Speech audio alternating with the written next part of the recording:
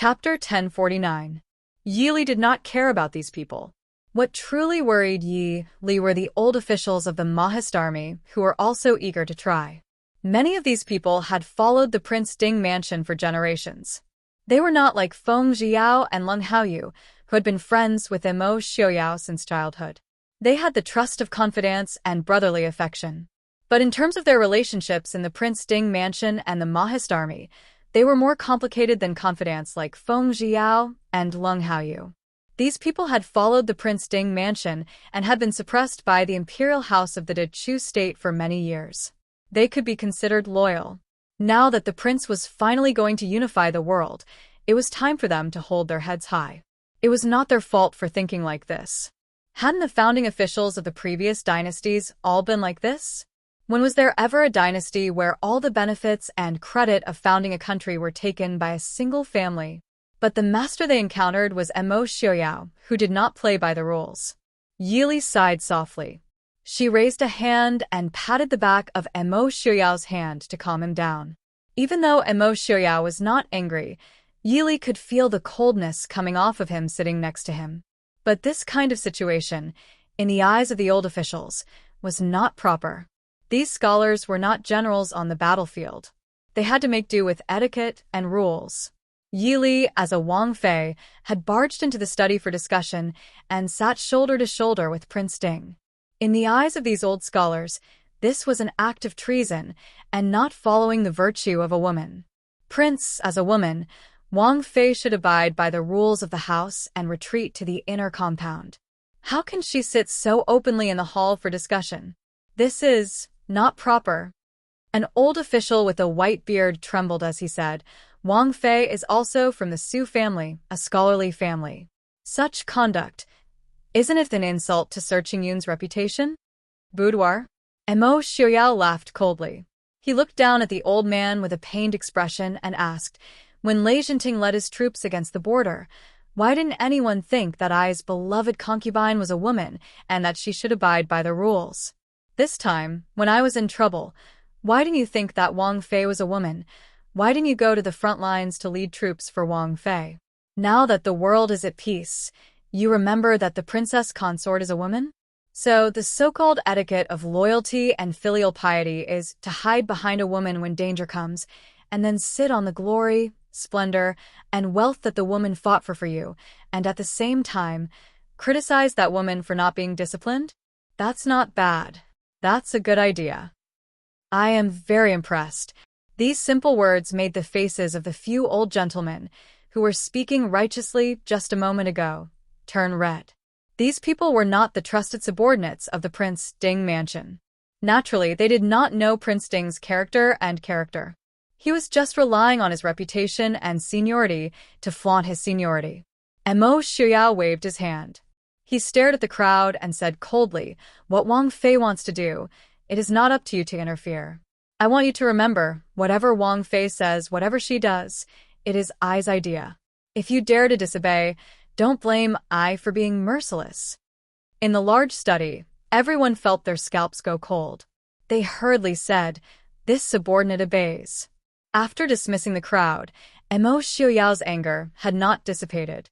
He glared at Su Qingchen with displeasure. Young Master Qingchen elegantly drank his tea and said lightly, what are you glaring at me for? If you don't call Li over, do you really want to kill a few people to establish your authority? Immerse Xiaoyao snorted. You think I don't dare? Those old men only knew how to talk nonsense all day. They could not do anything proper. They only knew how to cause trouble for him. He really didn't know why he took in these people in the first place. He would rather use these people to exchange for a few commoners who knew how to farm and work. Su Qingchen smiled leisurely. These people are useless. Sometimes, they are quite annoying. But it just so happens that we cannot do without them. Prince, it is true that these people are old and rotten.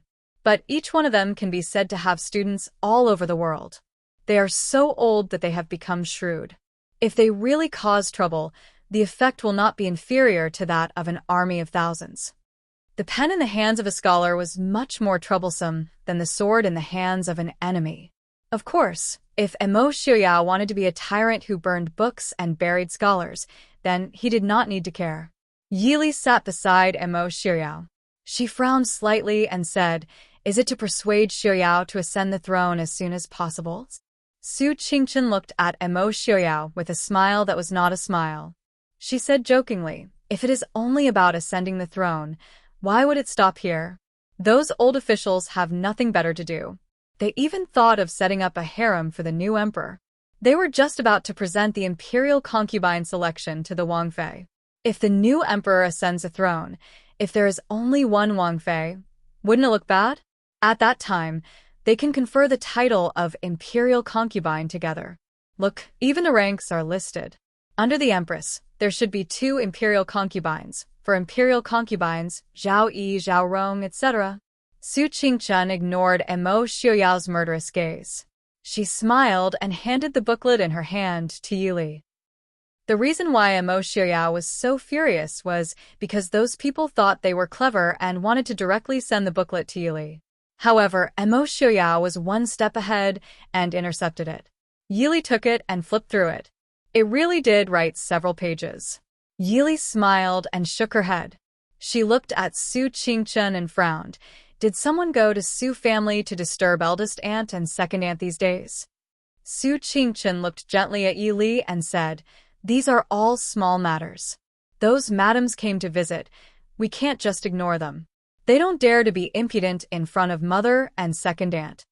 Yili frowned and said, "I'm afraid that after a few more days, they will go and disturb grandfather."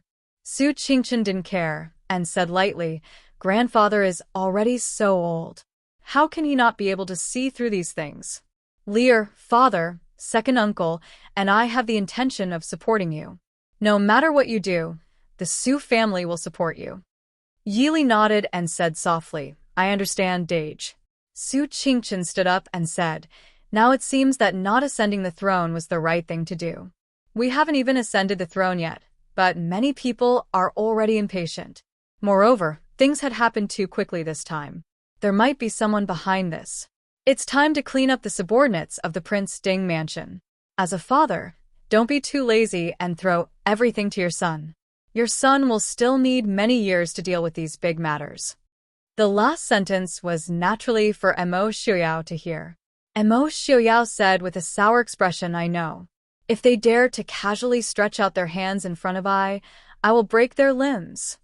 Su Qingchen left, leaving only Emo Xiuyao and Yili in the study.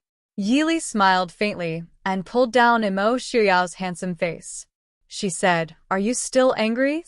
Emo Xiuyao laughed coldly and said, "If they really want to be emperor, I don't mind showing them what a tyrant is. I don't want my husband to become a notorious tyrant," Yili said with a smile. Emo Xiuyao pulled her into his arms and said with a smile, "If I become a tyrant, how about Yili become a demon empress?" Yili leaned into Emo Xiuyao's arms and couldn't help but twitch her lips. As a soldier who had sacrificed her life for the country in the new era, being a demon empress was too much of a challenge to her worldview. Although they said that, they both understood that neither of them could truly act willfully without thinking of the consequences. Emo Xiuyao was very cruel to his enemies and never showed any mercy. However, he had always been very soft-hearted towards his own people. Chapter 1050. They were unable to challenge the traditions of this era that had existed for thousands of years. That was why Emo Xiuyao chose to put this issue aside. If he didn't ascend the throne or become an emperor, then there wouldn't be any harem problems. As a prince, having an heir was the best way to answer to the Prince Ding mansion. The previous kings of the Prince Ding mansion didn't request for a large number of wives and concubines. On the other hand, Emo Xiuyao truly didn't have any interest in the throne. What he liked was the process of conquering the world, and not that high and mighty golden dragon throne. He didn't want to be tied to that position, but once he sat on that position, many things would become out of his control. Emo Xiuyao intimately rubbed Yili's hair and said with a smile, "Li, you just need to happily accompany Xi and Lin Ber to play. I will take care of these annoying things. When Xiaobao grows up, we can go out and play and live the life we like freely." "Okay, I'll listen to you." Yili faintly smiled. She lowered her eyes and said in a low voice, "If those people continue to disturb the Su family and grandfather, Lily can just take care of them. I've said it before, no matter what Lily does, it's Ai's idea." Mo Xiaoyao said in a low voice. Even if Lily wanted to kill everyone, these crimes could be taken by Ai.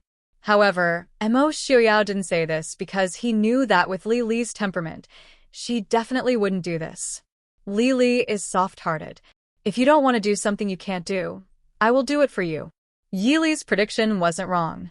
After Mo Xiaoyao mercilessly demoted a few of the most active people, these people who were clamoring to ascend the throne and take in concubines immediately quieted down. However, very quickly, there were people who thought of a new way out. In front of benefits and wealth, there would always be countless people who would do whatever it took to get in. In the bamboo forest behind Lishan Academy outside the city, Master Qingyun was playing chess with Suja. Suja looked at the chessboard and pondered while holding a black piece. He smiled and said, "Now that Prince Ding's great cause is about to succeed, why is Elder Su still frowning?"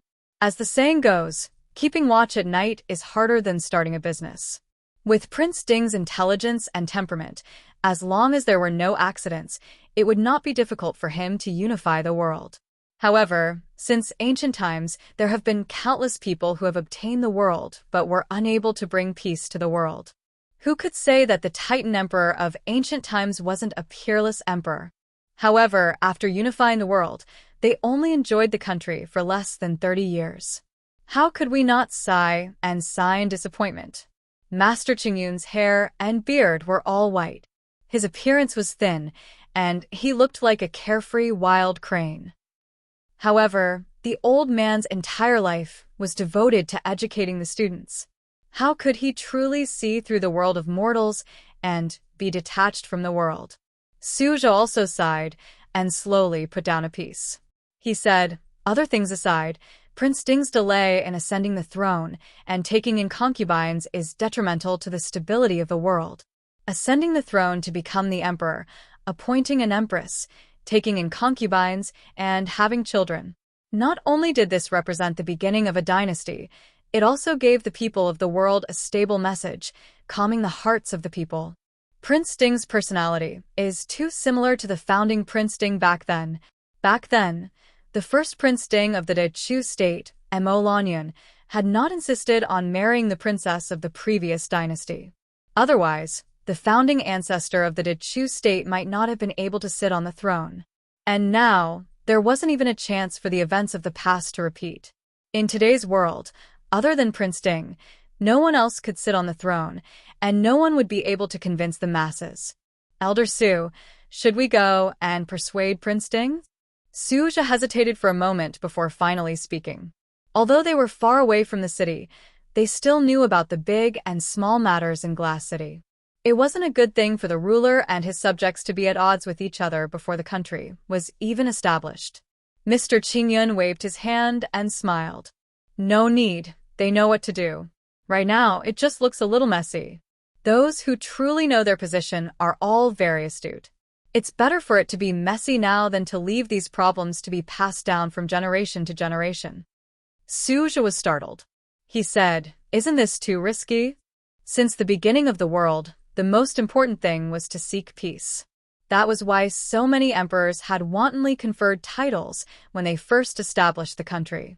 In the end, they had to spend a lot of effort to get rid of the problems. How could the wise founding emperors not know these questions? It was just a sentence that was forced by the situation. It was too risky to start removing the subjects before the world was settled. If they weren't careful, there would be chaos again. Mr. Qingyun smiled. We're old. It's inevitable that we have to be overcautious in everything we do. Since Prince Ding has this courage, why not take a look? Suja smiled bitterly and shook his head. Even you, as his grandfather, aren't worried. What do I have to worry about? However, I'm afraid that those old scholars will come to you soon. These people didn't have any ability, but they had a good reputation. They didn't have big hearts, but their tempers weren't small. After being rejected by Prince Ding and Princess Ding, it would be strange if they still came to find Mr. Qingyun. Sir, There are a few old gentlemen outside asking to see you. They say that they are old friends of Mr. Qingyun and Elder Su. A boy servant walked into the bamboo forest and reported respectfully. The two looked at each other and smiled. Su just smiled. They really come when they say they want to. Mr. Qingyun casually tossed the chess piece in his hand and smiled. Most of them can't be avoided. I haven't seen them for many years. It's good to see them. These people had come to visit several times when they first arrived at West Hill. However, they were all rejected by Mr. Qingyun for various reasons. Therefore, it could be said that he hadn't seen these people for many years. With Mr. Qingyun's age, status, and reputation, no one dared to be unhappy if he didn't want to see them. However, this time, these people probably wouldn't stop until they saw him. Mr. Qingyun wasn't really afraid of them. He was just old and didn't want to deal with these people with ulterior motives. Go, invite them in. Yes. Chapter 1051. Greetings, Mr. Qingyun. Although these old scholars were very dignified outside, they still unconsciously lowered their heads in front of Mr. Qingyun. Although Mr. Qingyun looked like an amiable old immortal with his white beard and white hair, these people were all old. Naturally, they knew more about Mr. Qingyun than the average young man. Some of them were even Mr. Qingyun's disciples. Mr. Qingyun smiled and said, "Don't be so polite. You are all busy people. How can you have time to come to my mountain?" They didn't dare.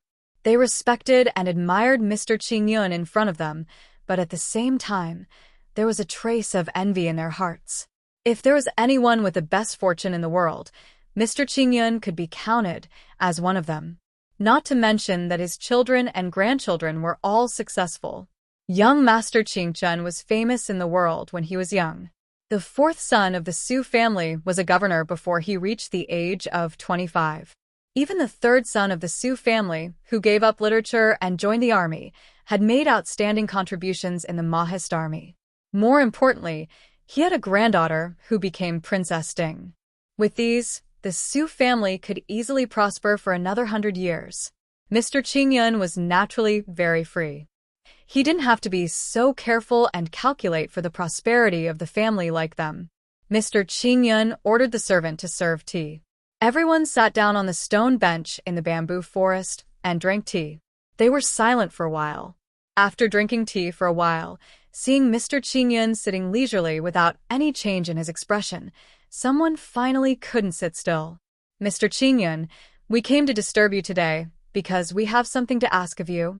One of them stood up and smiled respectfully. Mr. Qingyun raised his eyes and looked at the person who spoke. His old eyes were unexpectedly calm and clear. He smiled faintly and said, "You are Zhao Zhifeng? You studied in Lishan Academy? Speaking of which, we haven't seen each other for more than 20 years, right?" The man who spoke was almost 60 years old. Hearing Mr. Qingyun's words, he quickly smiled and said, "Mr. Qingyun is right. I was taught by Mr. Qingyun." Master Qingyun had also become famous at a young age. Although he was less than 20 years older than him when he was studying at Lishan Academy, Master Qingyun was already a great scholar. Although he wasn't Master Qingyun's inner disciple, according to the rules, he still had to act as Master Qingyun's disciple. However, this made Zhao Zhifeng, who had thought highly of himself for most of his life, feel a little embarrassed.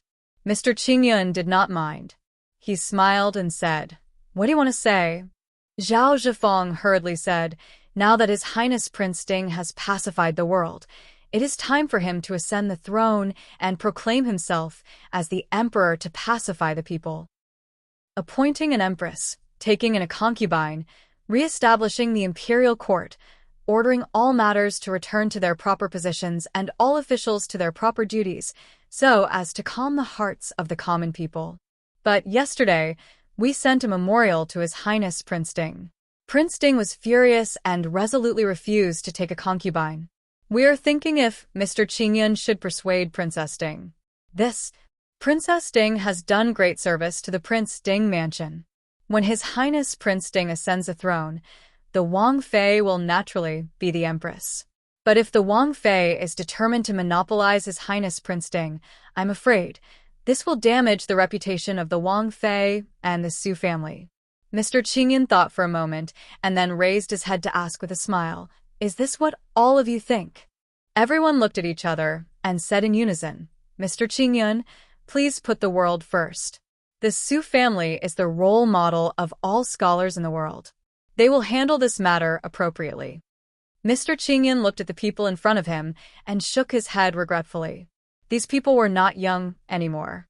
Some of them were only a few years younger than him. Were they so obsessed with fame that they were blinded by it? Everyone has been in Glass City for a long time. What do you think of the governance of the Northwest? Mr. Qingyun asked leisurely. This Prince Ding is truly a wise ruler. The people of the Northwest live and work in peace. It is truly a prosperous era. Mr. Qingyun shook his head and said with a smile, "It is a bit exaggerated to say that it is a prosperous era. But it is true that people live and work in peace. In these 10 years, Prince Ding has not declared himself emperor. The people of the Northwest live and work in peace. It can be seen that whether he is emperor or not is not directly related to the stability of the world. But if Prince Ding does not declare himself emperor, it is not legitimate." Someone said anxiously. Mr. Qingyun said with a smile, "It is true that a country cannot do without a ruler. Prince Ding has the heart to conquer the world. He will not leave the world without a ruler. Now that Prince Ding is not willing to declare himself emperor, it is naturally not time yet. Why are you all so anxious?" Everyone looked at Mr. Qingyun with faint disappointment in their eyes. They originally thought that the Su family was willing to let Prince Ding ascend the throne as soon as possible. After all, after Prince Ding ascended the throne, the biggest contributor would definitely be the Su family. As long as Prince Ding ascended the throne, things would naturally be easy to handle in the future. But they did not expect that Mr. Qingyun really did not care. One of them stood up and said, "Mr. Qingyun is right. We should not say much about when Prince Ding will become emperor. But Prince Ding and Princess Consort have been married for more than 10 years. There is only Princess Consort in the backyard. It is not proper. Women value virtue. Wang Fei's behavior was a little too overbearing. How can she be the mother of the world in the future?" Hearing this, Mr. Qingyun's eyes darkened. Just as he was about to speak, a clear voice came from outside the bamboo forest. "This old mister is wrong. The Dechu state's marriage system has a saying, 'Wives are equal.' Wives are equal to their husbands. Prince Ding is a genius, unparalleled in the world. Other than the extremely intelligent Princess Ding, who dares to say that they are equal to Prince Ding? Who dares to say that they are worthy of the title of Princess Ding?" A youth wearing blue robes walked into the bamboo forest. He scanned the people seated and continued, "Also, there is an ancient custom. The wife is the only mistress of the family. If she has been married for 20 years and has no children, then she can take concubines. Even if the wife has no children, the children of the concubines belong to the wife. Princess Ding married for 3 years and gave birth to a little Shitsi. Last year, she gave birth to a pair of twins. What is wrong with Prince Ding not taking any concubines? Since everyone is talking about the custom, why don't this one write to His Highness Prince Ding and restore the ancient custom? But if that's the case, the concubines in your families..." Su Qingyan smiled at the crowd, but didn't say anything. You are twisting words and forcing logic." Everyone was so angry that their faces turned red.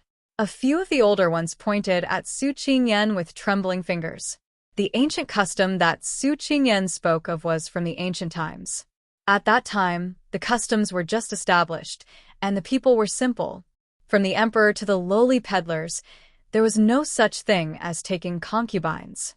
Therefore, the marriage system stipulated that if a woman married for 20 years and had no children, she could marry again. Even if a woman married again gave birth to children, she could not be superior to a woman who married for the first time. Later, the people's hearts gradually changed. It was stipulated that those who violated the marriage system and married again would be beaten 100 times and sentenced to 1 year in prison. However, later on, the morals of the world deteriorated day by day, and imperial power gradually flourished. These customs were gradually distorted by the rules, and became the common practice of having 3 wives and 4 concubines. Until now, perhaps only a family like the Su family still maintained the rule that a man could only take concubines after 40 if he had no children.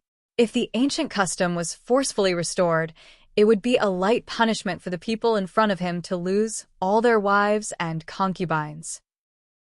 Just the punishment of being beaten and sentenced would be enough to make them hover between life and death, and then lock them up until their bones turned to ash. Chapter 1052. Su Qingyan snorted in disdain. He walked in front of Master Qingyan and bowed respectfully. Grandson greets grandfather. Seeing his youngest grandson, Master Qingyan was very happy. He smiled and said, "Yen rise. When did you come back? Have you seen your father and mother?" Su Qingyan grinned and said, "Grandson just came back. I passed by the foot of the mountain and came to visit grandfather. I thought grandfather was playing chess with teacher Su. I didn't expect it to be so lively." Master Qingyan smiled and said, "Someone came to visit grandfather. You should go and meet them. These few are all famous scholars and old ministers of Great Chu." Su Qingyan gave them a sideways glance, then raised his voice and said, "Oh, so they are famous scholars in Dechu State." Su Qingyan emphasized the words sons of Dechu State, which made the old men uncomfortable. Although Dechu State had moved south, it was not destroyed yet. If they rushed to join the Prince Ding mansion, it would be seen as disloyal to outsiders. Regardless of whether Su Qingyan had this intention or not, at least in the ears of these old men, this was what he meant. Even the young master of the Su family couldn't tolerate being bullied by a brat who was still wet behind the ears. One of them sneered and said, "I heard that 5th young master, Su, has a high position at such a young age. Master Qingyan is very lucky." Su Qingyan did not seem to understand the other party's meaning. He smiled and said, "You don't have to envy grandfather. I came back this time to ask the prince and princess consort for help. I heard that the young masters in your family are all outstanding. Why don't you come with me to the north and work for the Prince Ding mansion? I am still young and can be your son's assistant." The old man's face stiffened. If he had bullied Su Qingbai, he might have had something to say. However, it was a mistake to bully Su Qingyan. Everyone knew that the 5th young master of the Su family followed 4th young master Su to the north and led a group of commoners to farm. Now that 4th young master Su went to Xiling, 5th young master Su remained in the north. These self-proclaimed scholars were incomparably noble. How could they be willing to let their children and grandchildren mingle with a group of vulgar commoners? They would only complain that the Prince Ding mansion didn't give their children enough official positions. 5th young master Su was definitely the most eloquent of all the young masters of the Su family. He had inherited the teachings of 2nd master Su when he was young. But his sharp tongue was not because he was eloquent, but because his words were vicious and merciless. Not long after, a group of old pedants over the age of 50 hurriedly left with ashen faces. Watching the group of people leave, Su Qingyan snorted disdainfully. These people really have nothing better to do. What does Prince Ding taking a concubine have to do with them? Su Zhe, who was sitting next to him, shook his head and said with a smile, "5th young master is a smart person. How could he not know? How is this just a matter of taking a concubine? More importantly, once Prince Ding ascended the throne and married a concubine, these people would become relatives of the emperor. If they gave birth to a son or a daughter, they would naturally be noble beyond words. They really aren't afraid of death." Su Qingyan muttered in a low voice. With Prince Ding's sinister personality, would he really allow himself to be manipulated by these old pedants who thought themselves infallible? Birds die in pursuit of food, and men die in pursuit of wealth. It has been like this since ancient times.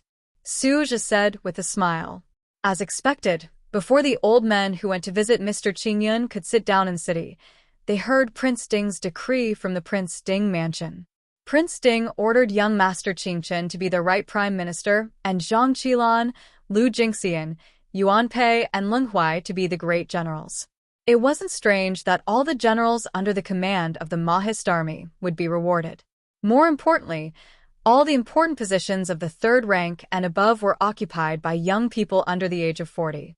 For example, Feng Xiao, Leng Haoyu, and Han Mingxi were all in high positions without exception. Even Princess Ding's shadow guard, Qin Feng, was given the title of Commander Qi Lin of the Mahist Army. At the same time, he was given the title of General Ming Lai. He was on the same level as Murong Xin and the other generals who led hundreds of thousands of troops. Zhou Jing, Lin Han, and Wei Lin were also given official positions. They were placed in the Ministry of Revenue, Ministry of Justice, and Ministry of Appointments. As for He Su, who had outstanding military achievements, he was naturally given the title of Great General. Prince Ding's sudden move made countless people dumbfounded. Most of those so-called highly respected and aged elders of famous clans only had a high and mighty title. However, in the face of Prince Ding's punishment, everyone was speechless.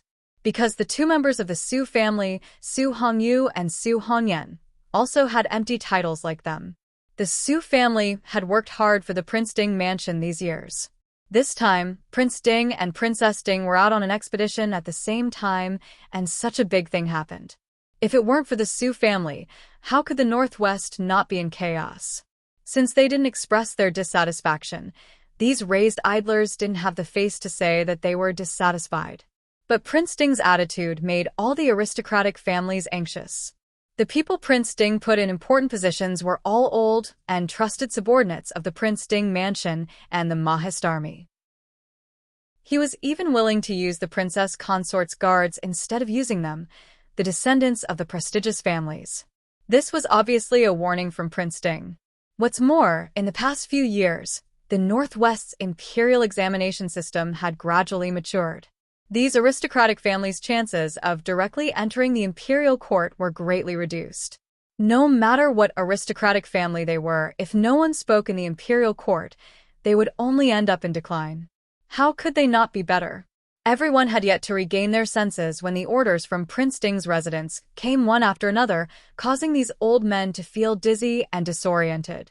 The first to bear the brunt was a strange edict issued by Prince Ding. That was, from now on, except for the D-phase family, the families of concubines, and concubines were not allowed to become officials in the imperial court for 3 generations. This edict was permanent and could not be disobeyed. As soon as this order was issued, the patriarchs of the aristocratic families who wanted to send their daughters into the Prince Ding mansion immediately vomited blood. Not allowed to become officials for 3 generations, what did this mean? This meant that your enemies would drag you into the mud and never be able to rise again. More importantly, this decree was still in effect. In other words, from now on, those who wanted to rely on nepotism to rise up the ranks could give up on the idea. If this news was only a warning to them, then the last order was clearly telling them that Prince Ding's intentions could not be disobeyed. The last order was that from now on, the Prince Ding mansion would no longer continue the aristocratic preferential treatment system of the Dechu state. All officials had to pass the imperial examination or be personally examined by Prince Ding's princess. Most importantly, the scholars who participated in the imperial examination had to serve at least 1 year of military service. The aristocratic families who had previously disapproved of the Northwest's so-called compulsory military service system were instantly shocked. Not only would their disciples not be able to become officials in the imperial court, they would not even have the right to participate in the imperial examination through the normal channels. In a short time, the number of people who came to the Su Fu increased. Inside the Prince Ding mansion, Su Hongyu, Su Qingchen, and the others were all present. Mo Xiaoyao pulled Yili to sit at the head of the table and lazily looked at the crowd. He was clearly in a good mood. 2 days ago, he had been angered by those old scholars, but he could not casually kill them. However, that was fine. If Mo Xiaoyao wanted to punish someone, he had plenty of ways to make them wish they were dead. Therefore, Prince Ding did not care that the bombs he had dropped had blown up the aristocratic families of the world. He only sat in the Wang Fu and pulled Yili along to watch the show, laughing to himself. Chapter 1053. Su Hongyu looked at him and shook his head. Prince, do you really intend to exterminate all these aristocratic families? Sometimes, These arrogant aristocratic families were very annoying, but sometimes they couldn't be left out. Moreover, if they were pushed too far, these people might all defect to Jiangnan. When that happened, it would not be good for the Prince Ding mansion's reputation. Mo Xiuyao raised his eyebrows. Since they claim to be loyal to Ai, they have to follow Ai's rules. Could it be that they want this prince to accommodate them? As long as they know their limits, I will naturally give them a way out. As for those who are originally wavering, I do not care. These 2 days, I have caused a lot of trouble for Mr. Hongyu. Mr. Qingyun was far away in the Lishan Academy, and it was not easy to see him. However, Su Hongyu was in Glass City. As the current head of the Su family, he was naturally the first person that the other family heads wanted to win over. Su Hongyu shook his head, indicating that he did not need to care. Su Qingchun was now the right chief minister, second only to one person. Su Qingbai was also a high official of a region. Su Qingze and Su Qingfeng also held important positions. The Su family was already in the limelight, and the older generation naturally did not need to be entangled in these matters. They only needed to pave the way for the younger generation. Su Qingchun raised his eyebrows and looked at Mo Xiuyao, asking, Prince has left the position of left chief minister. Who is he planning to use it to bait? Mo Xiuyao raised his eyebrows and smiled. With a sincere expression, he said, I am not baiting anyone. The position of left chief minister has already been chosen. It is just that the person will not take the position. Mr. Xiaoding? Su Qingchun asked. Regardless of status, ability, or reputation, Mr. Xiaoding was no doubt a suitable candidate. The fact that he used to be from West Hill might be criticized, but it would undoubtedly make it easier for him to win over the hearts of the people of West Hill. After all, 1/3 of the Prince Ding mansion's territory was seized from West Hill. Having a famous scholar from West Hill as the prime minister would have a great effect on the people's loyalty. Mr. Xiaoding agreed? Su Qingchun asked, but others don't know yet. Others might not know, but there would be many people eyeing the position of left prime minister covetously. Su Qingchun would never believe that Mo Xiuyao did not intend to make a fuss about this. Mo Xiuyao smiled and said, Of course I agree. However, Mr. Xiaoting is busy with the affairs in the northwest. It will take at least 2 to 3 months before he can come to Glass City to take up his post. As for what happens during this period, it's none of Ai's business. Everyone present couldn't help but twitch their lips. Anyone who wanted to play tricks under Prince Ding's nose must have forgotten to burn incense in their previous life. Seeing everyone's expressions, Mo Xiuyao didn't mind at all. He waved his hand and said, Let's not worry about these trivial matters for now. After this, they should be quiet for a few days. Let's talk about Lin and Xin first birthday banquet first. Everyone's expressions became serious. Su Qingze said calmly, The invitations have been sent out. The northern tribes, Dechu State, West Hill, Nanzhao, and the kingdoms of the western region have all been invited. The post house is also preparing for it. The envoys of the northern tribes were in Glass City now. As for the rest, he should be here in half a month. However, when the time comes, Glass City's safety. Su Qingze frowned. Although the world situation had been settled, it was because of this that it was more dangerous. Whether it was the northern tribes, West Hill, or Dechu State, there were many people who wanted Mo Xiuyao's life in the dark. Mo Xiuyao thought for a while and said, When the time comes, I will deploy troops to guard the vicinity of Glass City. Also, Qingfeng's subordinate Qi Lin can also be stationed in Glass City temporarily in case of emergency. Yili nodded in agreement. Mo Xiuyao asked curiously, Who will come from West Hill? Su Qingchun said leisurely, If I'm not wrong, it should be Lei Tingfeng. Lei Tingfeng? Mo Xiuyao frowned. He did not take Lei Tingfeng seriously. However, if Lei Tingfeng came personally, it meant that the situation in West Hill was still stable.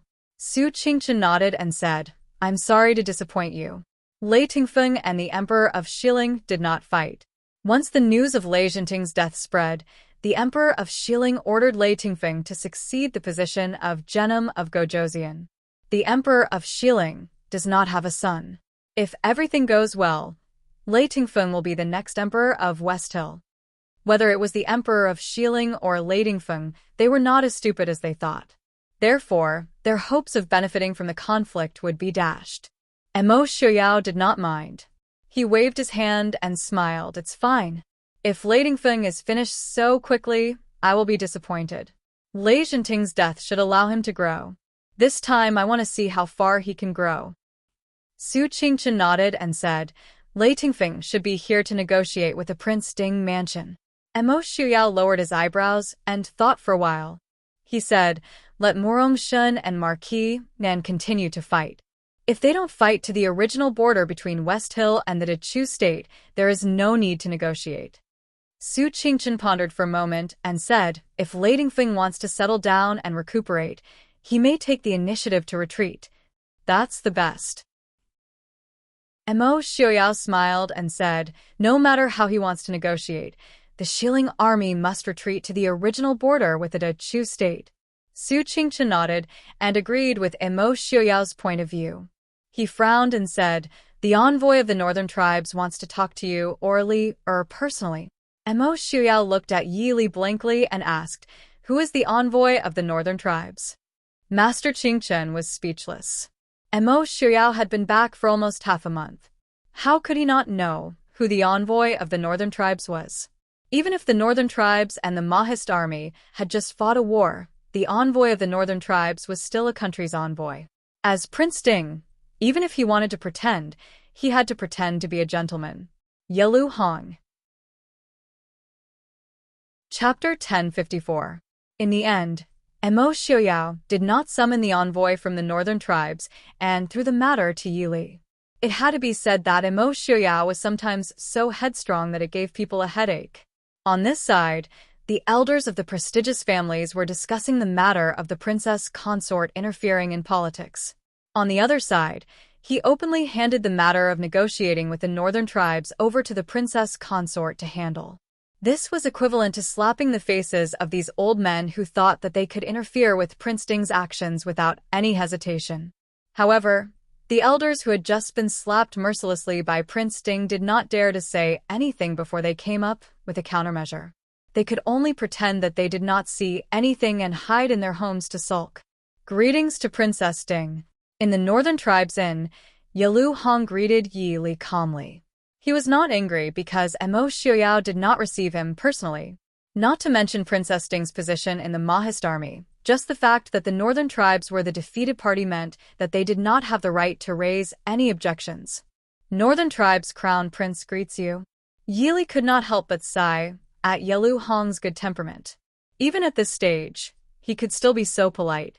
Of course, at the same time, she also had to sigh at the influence of political power on people's hearts.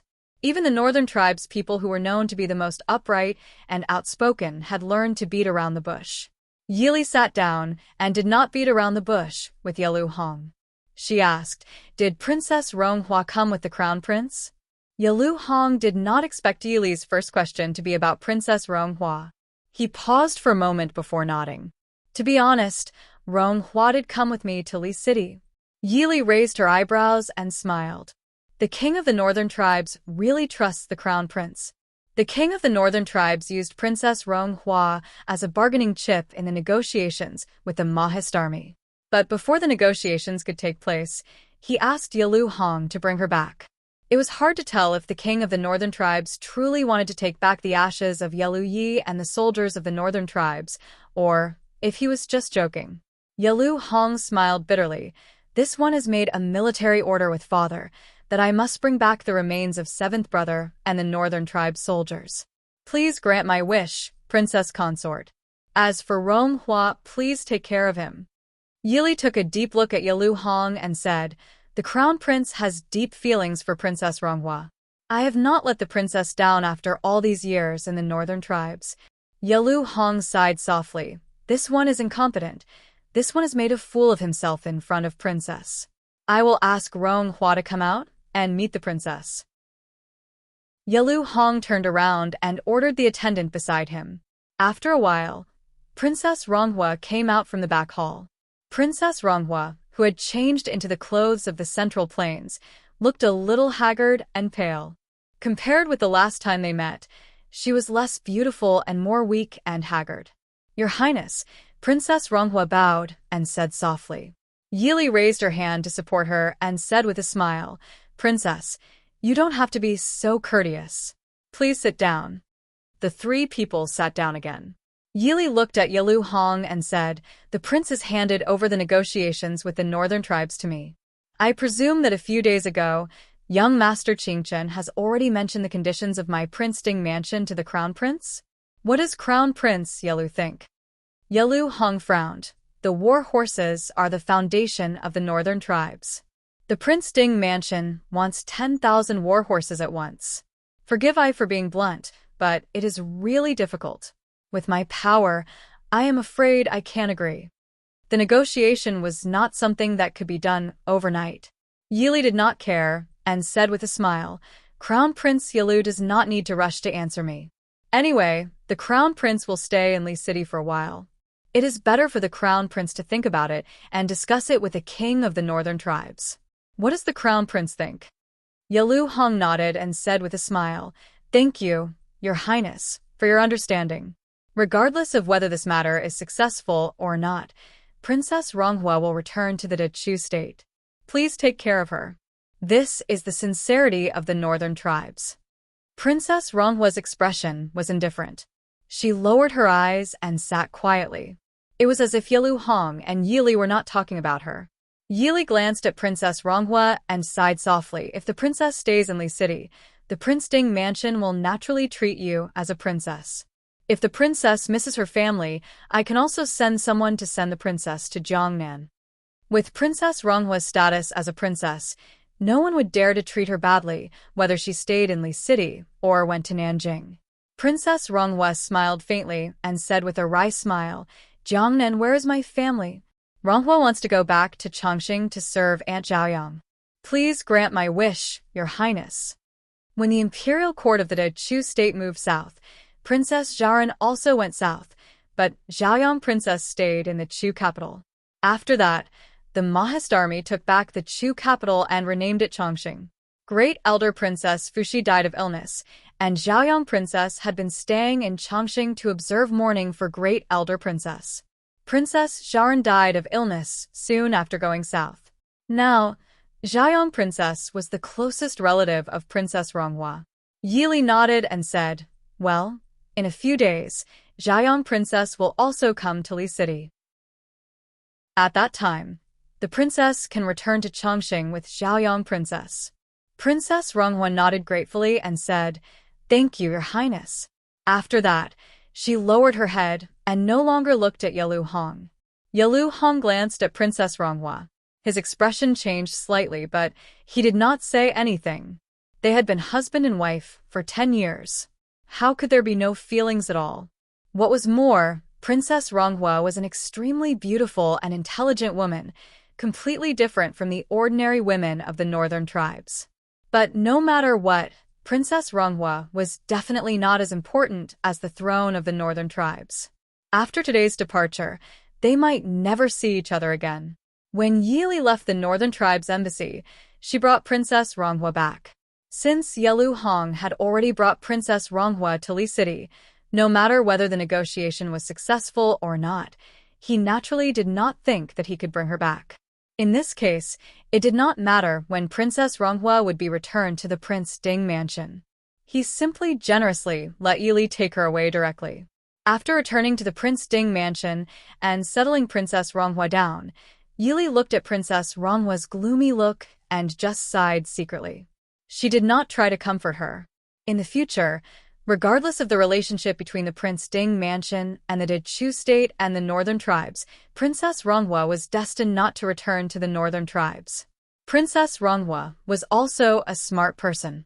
Naturally, she understood that the current situation was very good for her. Yalu Hong treated her with some affection. At this moment, she was probably still worried about her children in the northern tribes. But whether it was the Prince Ding mansion or the Dechu state far away in Jiangnan, they could not and had no obligation to bring back the children for her. Today, the people of the Central Plains hated the northern tribes more than the northern tribes hated the people of the Central Plains. Even if the children really returned to the Dechu state, it would not be a good thing. After a few days of negotiation with Yalu Hong, who had insisted on not giving in, finally relented and agreed to exchange 10,000 northern tribes' warhorses for the remains of Yalu Yi and the soldiers who died in the Dechu state. For this result, Yili was not surprised. This time, the northern tribes were defeated by the Mahist army. It could be said that the national strength of the northern tribes was greatly reduced. The northern tribes were sparsely populated and barren. If they wanted to return to their heyday, it would take at least a decade or two. And this was assuming that the Mahist army would not take the initiative to attack and give them a chance to rest. 10,000 warhorses in exchange for a temporary peace and a chance to breathe.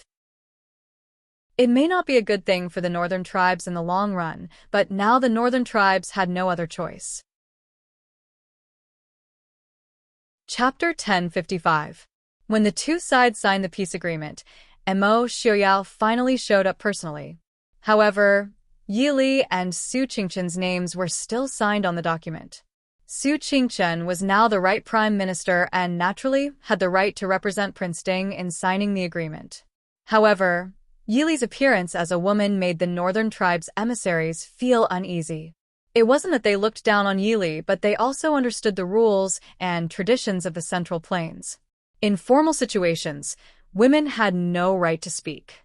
Thus, they couldn't help but doubt the effectiveness of this peace agreement. Faced with the northern tribes' suspicions and the dissatisfied gazes of the aristocratic officials, Yi Li didn't care and simply signed her name on the agreement. After both sides signed the agreement, Mo Xiaoyao stood up and pulled Yi Li to Yalu Hong with a smile. "Crown Prince Yalu, since you and I have signed the agreement, I hope to see the 10,000 northern tribes' horses as soon as possible."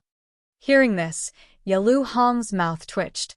It was said that people of the Central Plains liked to beat around the bush and make others dizzy. However, Yalu Hong found that being too direct was also unbearable. Mo Xiaoyao's words meant to Yalu Hong, "If it wasn't for the 10,000 horses, why would I be in the mood to sign a peace agreement with you? Prince Ding, don't worry. As long as the Mahist army abides by the agreement, within 3 months, the 10,000 horses will be sent to the Central Plains." Yalu Hong said. Mo Xiaoyao raised his eyebrows. "I will naturally keep my word. 10,000 horses. Within 10 years, neither side will be able to start a war." Yalu Hong nodded. "In the future, the northern tribes and the Prince Ding mansion will be allies. This crown prince will toast the prince and princess." Mo Xiaoyao's expression was indifferent, and he didn't object. That was how it was between countries. There were no eternal friends or eternal enemies. There were only eternal benefits. Although it was said that both sides were on good terms, both sides knew that neither the northern tribes nor the Prince Ding mansion had the strength to fight another battle. However, the northern tribes was in a worse state than the Prince Ding mansion. If the Prince Ding mansion tried their best, they could still fight another round. However, the losses would outweigh the gains. If the northern tribes were to continue fighting, it would be a disaster. Therefore, the northern tribes had to pay a higher price. If one day one of the two sides recovered and wanted to make a move, the so-called peace agreement would be nothing more than a piece of paper. When the envoys from Xiling and Dechu State arrived at Glass City, the Prince Ding mansion had just signed the agreement with the northern tribes. Upon hearing this news, the expressions of the envoys from the two countries turned ugly. With a ceasefire between the Prince Ding mansion and the northern tribes, it was very likely that they would turn their attention to the south. Regardless of whether it was the Dechu State or Xiling, they would not be able to withstand the attacks of the Mahist army. Everyone had to face an ironclad fact. After so many years of open and covert struggles, the final victor was obviously Prince Ding's residence. Reporting to the prince's consort, the envoys from Dechu State and Xiling have come to visit. When they heard this news, Mo Xiaoyao and Yi Li were sitting in the courtyard, playing with the two babies. The two babies had been handed over to the Su family not long after they were born. Yi Li had always felt guilty about this. Ever since they returned, whenever they had time, Yi Li would drag Mo Xiaoyao to accompany the two babies. From time to time, Mo Xiaobao would also come to join in the fun. Emo Xiuyao was very fond of the little princess who was already as exquisite as a snow jade, so he followed Yili to play with the two babies every day. The two of them had become the most leisurely people in the bustling glass city. Why did they come together? Yili raised her eyebrows and asked. Emo Xiuyao did not mind and said indifferently, "The distance between the two sides is about the same.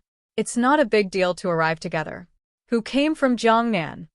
The guard reporting to the prince, "It's King Yu from the Chu state who came with the new Emperor Chu." King Yu? Emo Jingyu? Emo Xiuyao did not have much of an impression of these princes from the Chu state's royal family. When he was young, he might have been familiar with them, but when he grew up, especially after the incident at the Prince Ding mansion, he did not have much interaction with these people. Therefore, he did not have a deep impression of this Mo Jingyu, who could be considered to have made a name for himself.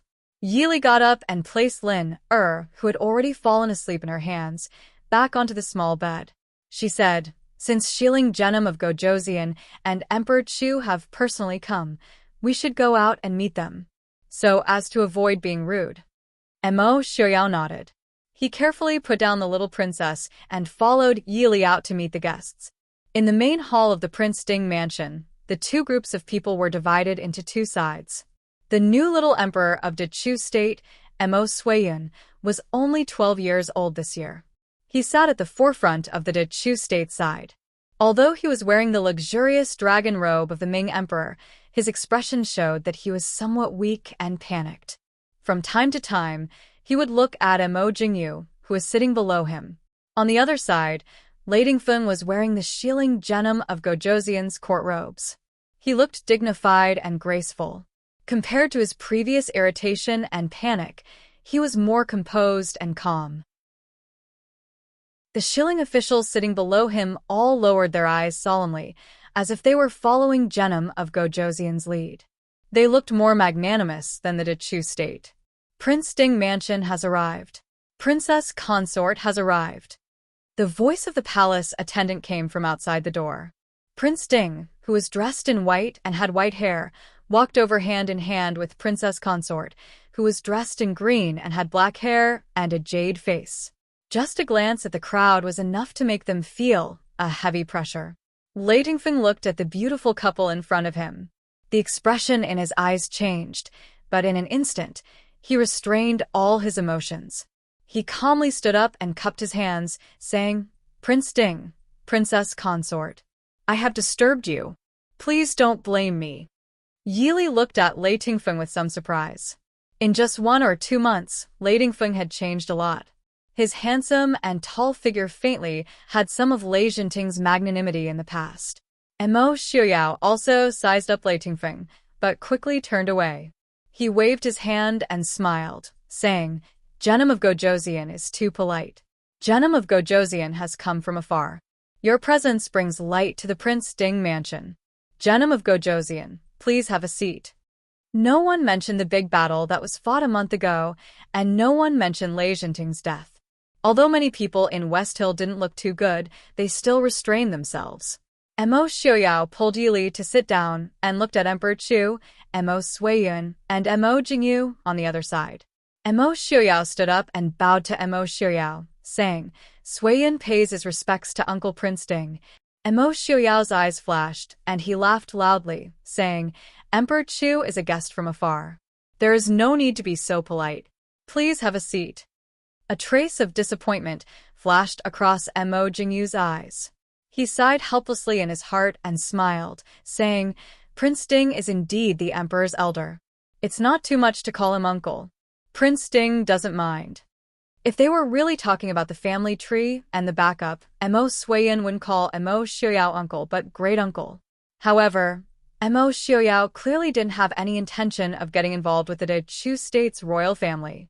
Mo Jingyu also understood that the Chu state and the Prince Ding mansion had already fallen out. As long as Mo Xiuyao's brain didn't have any problems, those old pedants' whimsical ideas weren't reliable at all.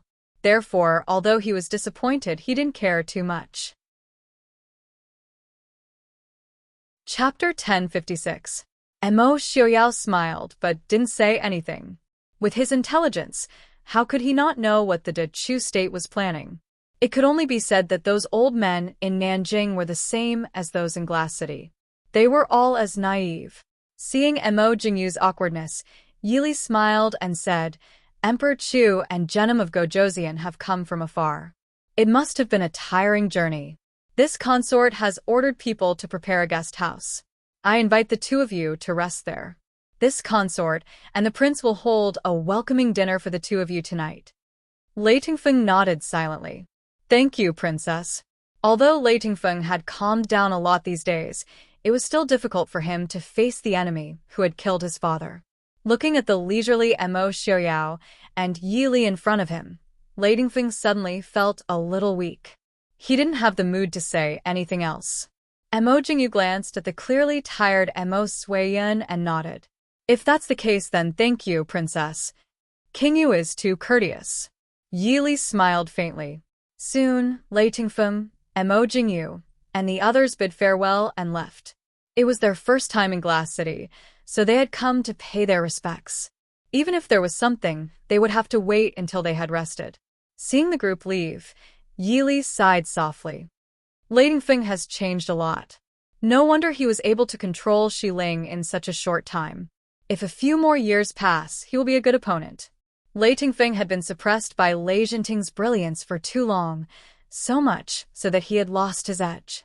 Without Lei Jinting, this insurmountable mountain, Lei Tingfeng's growth and changes could be said to be rapid. Mo Xiaoyao raised his eyebrows. Even if he is an opponent, he won't be Ai's opponent. Lei Tingfeng still needed a long time to truly grow. At that time, his opponent naturally wouldn't be him. Prince Ding calculated with satisfaction. He didn't feel the slightest bit of guilt for setting up a powerful opponent for his son. Yi Li looked at him helplessly and smiled faintly. What does the Chu state mean? With one arm around Yi Li, Mo Xiaoyao lazily said, what else could it mean? Those old fellows in Nanjing's imagination. See?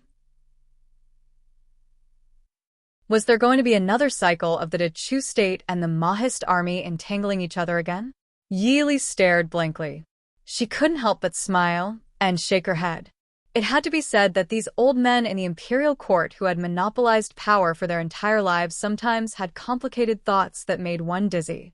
But sometimes they were so naive that it made one want to laugh. How could they think that after the Mahist army and the Chu state had broken off relations, and after the Mahist army had paid such a heavy price, the Prince Ding mansion and the Chu state would still have a day of reconciliation? The people of the Prince Ding mansion weren't benevolent bodhisattvas. This shouldn't be Mo Jingyu's intention. Yi Li said. Although Mo Jingyu was respectful to Mo Xiaoyao, he wasn't very friendly. It was clear that he didn't think highly of these people's plans. Mo Xiaoyao smiled. For Mo Jingyu to be able to live until now and have so much power, he naturally isn't an idiot. It's impossible that he doesn't know this. It's just that right now, I'm afraid that he's unable to completely control the entire imperial court of the Chu state. Mo Jingli was a little stupid, but Jiangnan was his territory. And compared to Mo Jingli, it was clear that Mo Jingli's methods were more ruthless. When Mo Jingli was around, these old men didn't dare to cause trouble. Now that the new emperor had been installed, it would be strange if they didn't take advantage of their seniority. What do you plan to do? Yi Li asked with a smile. Mo Xiaoyao said, I've already defeated Mo Jingli and Mo Jingqi. Mo Suiyun is Mo Xiaobao's problem. Otherwise, others might think that I've gone against the imperial family of the Chu state. They even bullied a teenage child? Later, I'll tell Mo Xiaobao to take a look at Mo Suiyun, lest that brat has nothing better to do and keep circling around Xi. You're saying, Mo Suiyun. Yi Li frowned, looking at Mo Xiaoyao in confusion. If Mo Suiyun wasn't worth mentioning, Mo Xiaoyao wouldn't have specially asked Mo Xiaobao to visit him. Mo Xiaoyao chuckled softly. I think that brat might be a smart person. At least, he's smarter than his father and uncle. Yi Li sighed helplessly. She wasn't born in the imperial family after all. She wasn't worried about the dangers in the open, but she wasn't good at these things in the dark. At least, she didn't see anything strange about Mo Suiyun from their conversation just now. Mo Xiaoyao happily rubbed Yi Li's fragrant hair and smiled. That brat's acting skills aren't bad. If I had met his gaze just now, I would have been fooled by him. When he looked at I, he didn't show as much fear as he did. But he's still a child after all. He probably didn't have anyone to teach him since he was young, so he still gave himself away. Yi Li nodded. It wasn't easy to not give herself away in front of Mo Xiaoyao. That child was probably purposely showing a fearful expression, but he didn't know that going too far was as bad as not going far enough. Mo Xiaobao. If Mo Xiaobao can't even win against him, then he should be taught a lesson by Su Qingchen. Mo Xiaoyao said indifferently. A Prince Ding Mansion's heir, who had been carefully taught since young, couldn't even win against the little emperor who had just been pushed onto the throne. If this was spread out, as his father, he would feel ashamed for him. Yi Li looked up and saw the dissatisfaction that flashed across Mo Xiaoyao's face. She could only nod and agree. I understand. I'll let Xiaobao receive Emperor Chu later. But if Mo Xiaobao's performance wasn't good, and he was taught a lesson by his father, as his mother, she could only feel sorry for him. Mo Xiaoyao never lacked new ways to teach people a lesson. He didn't hold back when it came to teaching Mo Xiaobao a lesson.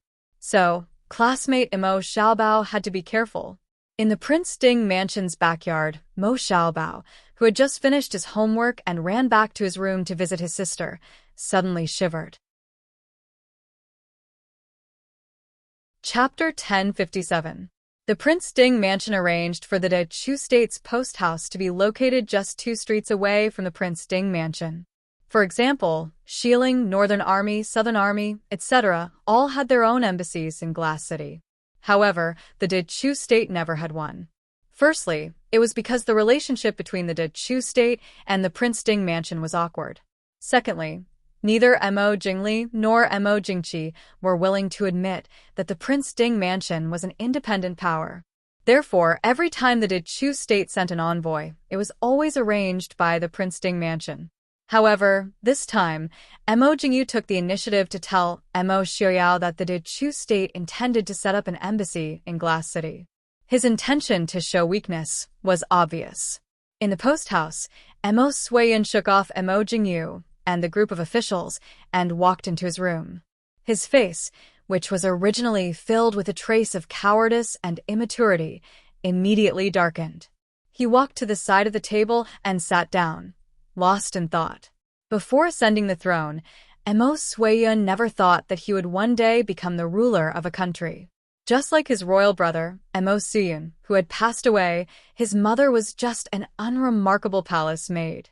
Compared to Mo Suiyan, he was even more obviously ignored. Even his name was given by his mother. Or perhaps, he was even luckier than Mo Suiyan because he was not chosen by Mo Jingqi to inherit the throne at that time. All these years, as the emperor, Mo Suiyan had been living in the palace. He could clearly see with his cold eyes what kind of life Mo Suiyan was living. Originally, he thought that he would be an unremarkable prince and move out of the palace to live his life peacefully after he grew up. However, he never thought that one day Mo Jingli, who was out on a campaign, would suddenly be deposed. Then the Empress Dowager and all the royal relatives, civil and military officials found that he was the most suitable candidate. Following that, he became the De Chu State's emperor. Mo Jingli being deposed made him sigh in relief. Although he had only seen Mo Jingli a few times, every time he saw this Uncle Wang, he would feel a chill down his spine. He could clearly feel that Mo Jingli wanted to kill him. No, it should be said that Mo Jingli wanted to kill all the princes left behind by the previous emperor. And he didn't seem to be dead. It was only when he ascended to the throne that he realized the true suffering of his younger brother. In the eyes of the Empress Dowager and the nobles, this little emperor was just a chess piece in their game. Mo Suiyan knew that he didn't want that. He didn't want to be tied down by these people. He had heard a lot about Prince Ding, and he wanted to be like him. Therefore, his respect towards Prince Ding was not fake. He really respected and admired this world-shaking prince, so when he bowed to him, he couldn't help but look up at Prince Ding. However, when he met the deep and indifferent eyes of the white-clothed, white-haired, handsome man, he couldn't help but feel a little flustered. Those indifferent eyes didn't seem to see him at all, but also seemed to be able to see through the most secretive thoughts in his heart. He quickly pretended to be afraid and lowered his head, but he knew that he had definitely aroused Prince Ding's suspicion. Emo Suiyun bit the corner of his lips and frowned. Although he was quite scheming and courageous, he was still an 11 or 12-year-old child after all. Moreover, no one had taught him seriously all these years, so when he encountered such an unexpected situation, he couldn't help but panic. If Prince Ding wanted to kill him, reporting to your majesty, there is a young master outside requesting an audience. Outside the door, the guard reported in a low voice. Emo Suiyun was feeling vexed, so he frowned unhappily and said, "What young master? I won't see him." But the guard hesitated. Emo Suiyun said impatiently, "If there's anything, go find Uncle Yu. Don't bother me." Soon, there was no sound outside the door. Emo Suiyun sneered in his heart. These people didn't even put him, the emperor, in their eyes. It was just a routine report. Although he was a little curious as to why someone would look for him in Glass City, Emo Suiyun wasn't in the mood to think about it. Thud, thud, thud. Just as Emo Suiyun was about to speak, a light knocking sound came from the window. Emo Suiyun frowned. Just as he stood up, he saw the window being opened from the outside, and a handsome man poked his head in from the window. Emo Suiyun frowned slightly and stared at the boy for a while before asking, "You were looking for me just now?" The boy pursed his lips and climbed up from the window. He gently landed on the ground and nodded. "That's right. Why didn't you see me?" Emo Suiyun couldn't help but roll his eyes. "Do I know you?" After sizing him up again, he realized that the boy was extremely handsome and seemed to be younger than him. He was wearing very ordinary clothes, but it couldn't hide the noble aura he seemed to have been born with. Emo Suiyun silently calculated in his heart before asking, "You are Emo Yuchen?" Emo Xiaobao rolled his eyes and grinned as he came to Emo Suiyun's side to size him up. He smiled and said, "You are indeed very smart. How did you guess my identity?" Emo Suiyun resisted the urge to roll his eyes. In the entire Glass City, other than the little heir of the Prince Ding mansion, how many people dared to barge into the post house where the emperor of Dechu State was staying? What brings the little heir here? Emo Suiyun assumed the posture of an emperor and asked solemnly. Emo Xiaobao blinked his eyes and looked at Emo Suiyun strangely. "What brings me here?" "Look at me. What brings me here?" He was only 10 years old, okay? Even if he wanted to do something, he had to wait until he had power. Right now, he was only a pitiful child who was brought out by his annoying lord father to meet his future enemy. Emo Suiyun silently looked at Emo Xiaobao, who didn't regard himself as an outsider at all. He sat down and picked up the fruit on the table to wipe it before starting to eat. He only felt a dull pain in his forehead. His intuition from living in the palace for a long time told him that this boy with a pure smile in front of him was very troublesome. Emo Xiaobao looked at Emo Suiyun, who was standing silently at the side, and waved his hand. "Come and sit." Emo Suiyun walked to the opposite side of Emo Xiaobao and sat down. Looking at him eating happily, he secretly wondered if Prince Ding never allowed the heir to eat his fill. "What brings you here?" Emo Xiaobao smiled brightly at him and said, "To come and play with you. Lord Father said that I am the host and should take good care of the guests. I was afraid that you would be lonely, so I came to find you to play." "Play?" Emo Suiyun was a little confused. It wasn't that Emo Suiyun didn't know what was good for him as a guest, but he really couldn't understand when he had such a good relationship with the little heir of the Prince Ding mansion that they could go and play together. Emo Xiaobao raised his chin and looked at him proudly. "How is it? Are you going or not?" Meeting Emo Xiaobao's provocative gaze, Emo Suiyun suddenly gritted his teeth and nodded heavily. "I'll go. I'm also an emperor. Why would I be afraid of you, a heir? So, little emperor, you're certain that Emo Xiaobao won't dare to kill you, so you're going out to play with him." Chapter 1058. Emo Suiyun got up and was about to open the door and leave. Emo Xiaobao hurriedly pulled him back and said, "What are you doing?" Emo Swayan looked at him strangely and said, "Aren't you going out to play?" Emo Xiaobao rolled his eyes and pointed to the half-opened window, saying, "I came in from there. How are you going to tell others why I appeared in the Chu State's post house? If Imperial Father finds out, I will be in big trouble." "Then what do you want to do?" Emo Xiaobao pointed to the window with a pure smile and said, "Let's climb over the wall." "Climb over the wall?" Emo Swayan almost exclaimed. Emo Xiaobao had already jumped onto the window by himself.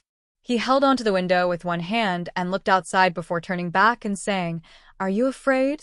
Emo Swayan took a deep breath and said, "Who's afraid? Let's go." "That's more like it." Emo Xiaobao nodded and jumped down from the window. Emo Swayan was shocked and hurriedly climbed up to take a look. He saw Emo Xiaobao leaning against the corner of the wall and waving at him impatiently. Emo Swayan did no martial arts and climbed down from the window in a sorry state. He followed behind Emo Xiaobao and walked stealthily in the post house. They actually managed to find their way out of the post house's back door without being discovered by anyone. It was obvious that this wasn't the first time Emo Xiaobao had done this. Outside the post house's back door, a few figures surrounded them the moment they stepped out and pulled them along as they ran. After stopping at a safe place, Emo Swayan finally had the time to size up the few people in front of him. Only then did he realize that these few people in front of him were actually children younger than him. Looking at Emo Xiaobao, who was half a head shorter than him, a feeling of being an adult and a sense of mission arose spontaneously. "Brother Xiaobao, this is the little emperor from the Chu State?" Lung Junhan, who was wearing a white brocade robe, was still young, but she already had some of her father's demeanor. She slowly fanned herself with a small fan in her hand. Those who didn't know would think that she was a hedonistic son of a rich family. At the side, Su Jirue, who had inherited his father's solemn expression, looked at Emo Swayan and frowned. "If you don't change your clothes, you'll be discovered." Emo Swayan broke out in a cold sweat from being stared at by these two little radish heads that didn't even reach his chin. Beside them, Mu Lai, who had changed his name to Qin Lai, casually threw a bundle over and said, "I knew you would forget." "Clothes." Emo Xiaobao raised his eyebrows in disdain. "I didn't change my clothes, but didn't I still walk out of there? What tight security, they can't even withstand a single blow." Father was right. What they were playing with was their heartbeat. Kidnapping the Chu State's little emperor from the post house. How fun would that be? Pretending to be a servant and sneaking out was not challenging at all. Lung Junon looked at Emo Swayan with a smile and drooled. "Little emperor, this is my first time seeing a real emperor. Alive." Emo Swayan's head was covered in cold sweat. He had always felt that the Chu Palace was filled with danger, but at this moment, he suddenly felt that he would rather go back and face the Empress Dowager and those officials than face these kids who obviously had mental problems. Did this white and tender little bun in front of him think that he was a roast duck? That drooling look. Emo Swayan decided that he had to stay away from this white and tender little fool. If Lung Junhan knew what Emo Swayan was thinking, she would definitely cry out that she was wronged. He just hadn't seen an emperor before. After all, the most important person he had seen in his life was the prince. Although this prince was a top figure that many emperors were afraid of, he wasn't an emperor. It wasn't easy to see a living little emperor, so the extremely curious Lung Junon naturally had to study him carefully. Qin Lai glanced at the uneasy little emperor with a faint smile. He did look better than Emo Swayan, but he didn't see anything else. He was casually kidnapped by the little prince. Didn't he consider how many people would be frightened by the sudden disappearance of the Chu State's little emperor from the post house? However, Qin Lai didn't care about this. How the little prince liked to play was his business. He only needed to be responsible for their safety. Under Emo Xiaobao's urging, Emo Swayan went to change into an ordinary set of clothes that Qin Lai had prepared. This way, these few children looked like a group of ordinary children from wealthy families. Glass City was now filled with many influential families and wealthy merchants. Normally, there would be children from influential families playing on the streets, so no one would pay attention to them even if they were walking on the streets. Emo Suiyun was born in the palace and only went out twice in his life. The first time was when he followed the Chu state's imperial court to the south, and the second time was when he came north to Glass City. Naturally, everything they saw was new and interesting to them.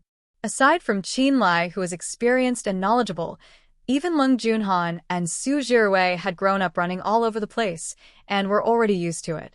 Rather than going out to play, it was more like these few children accommodating this country bumpkin Emperor Emo Suiyun and strolling around. When Emo Suiyun felt a little hungry, Emo Xiaobao very generously led him to the best restaurant in Glass City for a meal. The waiter of the restaurant was obviously very familiar with Emo Xiaobao's group. When he saw them enter, he came forward and led them to the quietest room on the second floor. Emo Suiyun sat in the room and tried his best to suppress his curiosity and uneasiness. He asked, "Prince, do you come here often?" Emo Xiaobao smiled and said, "Not often. We come once in a while, but the food here is delicious. You don't have to be polite. This restaurant belongs to Qin Lai's family. They won't take our money." Qin Lai silently rolled his eyes. "Even if you're eating for free, you don't have to say it so openly, okay? Little prince, do you still remember that this little emperor is your enemy?" Emo Suiyun looked at them enviously and said, "It's good to be like you." Lung Junon blinked and tilted her head to look at him. "If you like, you can stay and play with us. We won't bully you." Among this group of people, Lung Junhan had the best impression of Emo Suiyun. Although this good impression was built on the fact that he was the first emperor she had seen. Emo Suiyun was stunned and shook his head. "I can't stay." Lung Junhan nodded in understanding. "I know. You're the emperor of the Chu state. Is it fun to be the emperor?" Emo Suiyun shook his head bitterly. "It's not fun at all."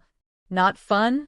Lung Junhan touched her head and asked, "Brother Xiaobao, do you still want to be the emperor?" The little emperor said that being the emperor isn't fun. Emo Xiaobao snorted in disdain. "This prince will be Prince Ding in the future. What's so great about being the emperor? This prince wants to be Prince Ding, understand? The emperor is older than Prince Ding." Su Jirui calmly taught his cousin basic knowledge. Emo Xiaobao glanced at him. Which emperor dares to say that he's older than father? Everyone looked at each other and shrugged in the end. Indeed, in this world, at least for now, there probably wasn't any emperor who dared to challenge Prince Ding. Su Jirui insisted. Even so, the emperor is still older. Chapter 1059. Emo Xiaobao frowned and thought for a while before saying, "All right, then I still want to be Prince Ding first." If he did not step on his imperial father, how could he stand up again? There was no need to think about being the emperor. Emo Xiaobao confidently calculated in his heart. Emo Suiyun ate the fragrant dishes on the table while saying, "What if you don't become Prince Ding? What will you do?" Emo Xiaobao looked at him strangely and said, "Why won't I become Prince Ding? Isn't there a little prince in the Prince Ding mansion?" Emo Suiyun said casually, "Just like how the throne is not necessarily passed to the crown prince, the Prince Ding position is not necessarily passed to the eldest son." And Emo Xiaobao thought for a while and nodded. "You are right. Thank you for your reminder.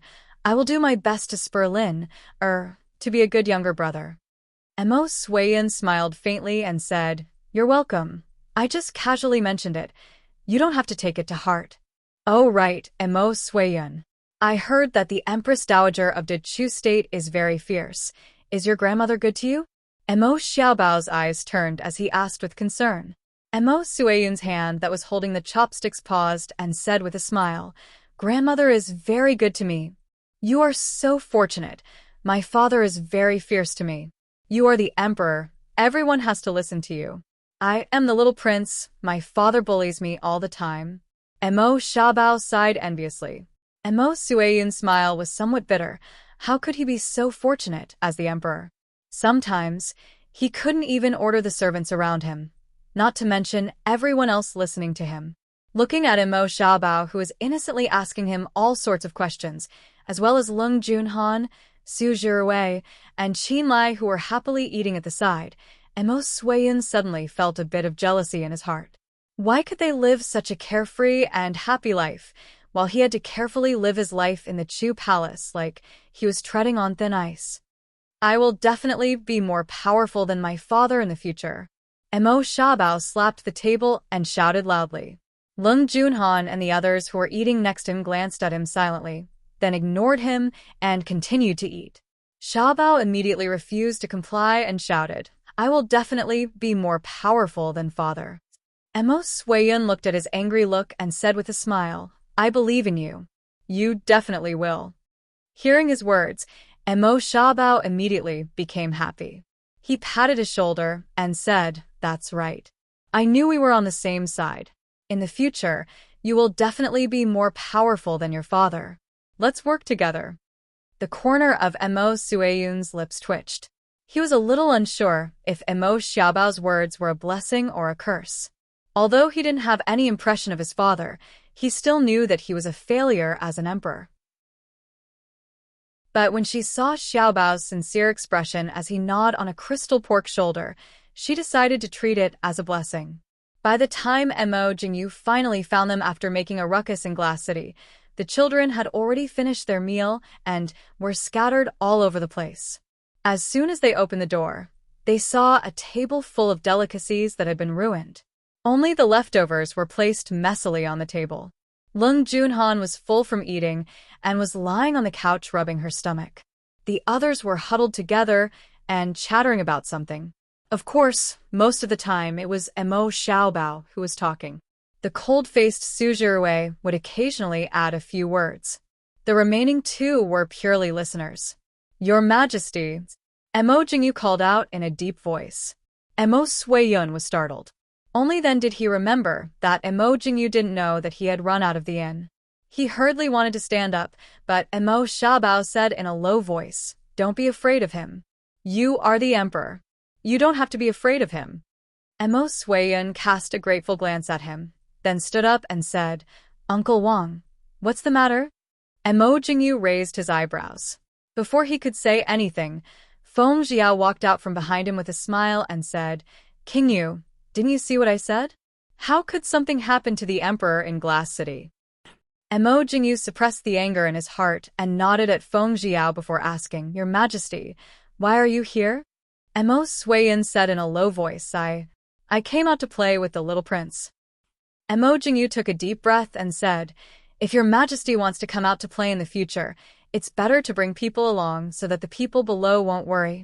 Mo Suiyun nodded and said, Uncle Wang, I know I was wrong. Seeing that he really knew he was wrong, Mo Jingyu nodded, and this matter was considered over. Mo Suiyun had always been obedient. His sudden disappearance from the inn had indeed frightened the people of De Chu State. Fortunately, news quickly came from the Prince Ding mansion that Mo Suiyun, Mo Xiaobao, and the others were eating here. Mo Jingyu looked inside and saw that the children were lying on the soft couch and looking at him innocently. Mo Jingyu really did not dare to believe that these children, who were several years younger than Mo Suiyun, were able to trick Mo Suiyun, the always cautious little emperor, into sneaking out of the inn to play. Mo Xiaobao felt that he should say something. He blinked and said to Mo Jingyu, King Yu, don't be angry at Brother Suiyun. It's all my fault. Originally, I wanted to go to the inn to visit Brother Suiyun, but he refused to see me. In a moment of anger, I secretly ran to his room. Brother Suiyun couldn't stand my pleading and only came out to play with us. Mo Jingyu smiled faintly and said, Your Highness's words are too serious. In the future, Your Highness can directly come to the inn to play with Your Majesty. However, right now, the entire inn is looking for Your Majesty. We should go back. Mo Suiyun obediently stood up and followed Mo Jingyu. Mo Xiaobao did not forget to reluctantly send him to the door and promised that he would come to play with him tomorrow. Feng Jiao leaned against the door and looked at the four little rascals with a radiant smile, asking, How is it? Is the little emperor of De Chu State fun? Lung Junhan shook her head and said, Not fun. He's so silly. Su Zhiwei tilted his head and thought, Not fun. He's so hypocritical. Qin Lai rolled his eyes. He's even more annoying than Mo Suiyun. Mo Suiyun was timid and weak. When the time came, he would not be so timid, but he was too scheming. Emo Xiaobao smiled and touched his little chin. Fun. He's so silly and scheming. He actually wants to sow discord. My little brother is not even a year old yet. Chapter 1060. Emo Suiyun, who was brought back to the post house by Emo Jingyu, naturally didn't know what the brats were saying about him. He also didn't have the mood to think about it. As a newly ascended little emperor who was no better than a puppet, he naturally couldn't avoid being admonished and reprimanded by Emo Jingyu. Therefore, Emo Suiyun also understood that before he had real power, he didn't have the right to copy Emo Xiaobao. Even if he didn't like the heartless Prince Ding Mansion's little heir and his friends, he didn't have the right to compete with the Prince Ding Mansion's little heir unless he had real power in Dechu State. Therefore, Emo Suiyun quickly put aside today's matter and focused all his attention on dealing with Emo Jingyu and the officials of Dechu State. At this moment, the little emperor Emo Suiyun didn't think that he, who was tricked by the heartless Emo Xiaobao with a few words, was even more heartless than a certain someone, to the extent that he suffered countless losses in the hands of a certain someone. In the restaurant, after Emo Xiaobao and the others sent off Emo Suiyun, the outsider, and Feng Jiao, the suspected spy of Prince Ding, they closed the door and started discussing again. Emo Xiaobao cupped his chin and looked at Qin Lai, asking, "Royal father seems to think highly of this Emo Suiyun. Qin Lai, do you think Emo Suiyun will win, or be as unlucky as Emo Suiyun?" Qin Lai thought for a while and shook his head, saying, "It's hard to say. Emo Suiyun is definitely more daring and scheming than Emo Suiyun. I just don't know if Emo Jingyu has any ambition." Lung Junhan lay on the soft couch and said lazily, "Doesn't Dechu State have an old witch? She definitely wants to help her grandson. Other than Emo Suiyun, Dechu State shouldn't have many princes, right? They can't be casually swapped. Dechu State's Empress Dowager is also very old," Su Jirui said seriously with a cold face. Emo Xiaobao blinked and said faintly, "So, Emo Suiyun's chances of winning are still very high? As long as he's not an idiot. But he really does seem a little silly," Lung Junhan said worriedly. In her opinion, anyone who could be fooled by Xiaobao Emo was a fool. A person like Xiaobao Emo couldn't even be trusted with a single expression. Xiaobao rolled his eyes and said, "Then let's remind him. We are good friends." "Whatever." Lung Junhan and Su Jirui didn't mind. Lung Junhan continued to rub her stomach while Su Jirui sat by the side and read a book with great interest. Qin Lai faintly glanced at the three children who were a few years younger than him. When he first met these guys, he felt that he was indeed a good person. After spending some time together, he began to wonder if he would still be a good person in the future. On the other side of the room, Yi Li and Emo Xiaoyao sat leisurely as they listened to the children next door discuss the big plan. Feng Jiao, Lung Haoyu, and the others sat at the side and looked at Emo Xiaoyao with a smile. When they finished their discussion, the sound of the children's footsteps could be heard from outside. Feng Jiao couldn't help but laugh out loud. He shook his head in pain and said, "What kind of evil has this world done to give birth to such evildoers?" How old were these children? They were already thinking about how to scheme against the little emperors of other countries. Even when they were at this age, they were still fighting and playing truant. What would happen after a few years? Lung Haoyu sighed helplessly and said, "One is marked by the company one keeps. Our Junhan has been led astray." Back then, his precious son was a soft and cute little bun. Of course, his son was also very cute now, but his personality was slightly twisted. This was definitely a case of one is marked by the company one keeps. Lung Haoyu felt a little guilty. It was all because he didn't have time to take care of his son that he got too close to Emo Xiaobao from the Prince Ding Mansion. It was really a case of one is marked by the company one keeps. You speak as if your son is innocent. Emo Xiaoyao lazily glanced at Lung Haoyu. Emo Xiaobao looked listless and bad, but that brat from the Lung family was wearing a layer of silly outer clothing. Feng Jiao said with some curiosity, looking at Emo Xiaobao's intention, "He wants to help the little emperor of the Dechu State. Is this not a problem?" One had to know that the little emperor wasn't someone easy to deal with. He knew how to sow discord at such a young age, and he hit the nail on the head. Although he was a little immature and didn't fool Imo Xiaobao, one had to know that the little emperor had only ascended the throne for less than 2 months. Before that, he was raised without anyone to discipline him. From this point of view, as long as someone gave him some pointers, the little emperor's future achievements would be limitless. Imo Xiaoyao said indifferently, "What problem can there be? Even if there's a problem, it's his problem. Don't tell me I can kill all the people who are a threat for him." He wasn't a father who spoiled his child. "You're really at ease." Feng Zhiao and Leng Haoyu looked at each other, then looked at Yi Li disapprovingly. Yi Li smiled faintly. That little emperor wants to control the real power of the Dechu state. No matter how talented he is, it won't be possible without 10 years. There's no need to worry now. Compared to spending 10 years to let Imo Jingyu or any other adult control the power, it was better to give the little emperor 10 years to fight for power. 10 years later, no matter if it was Imo Xiaobao or the entire Prince Ding mansion, they would have recovered from the 2 years of war. At that time, Imo Suiyin might not be able to fully control the real power of the Dechu state. To put it bluntly, Imo Xiaobao didn't have any intention of helping Imo Suiyin. He just didn't want Imo Suiyin to be finished so quickly.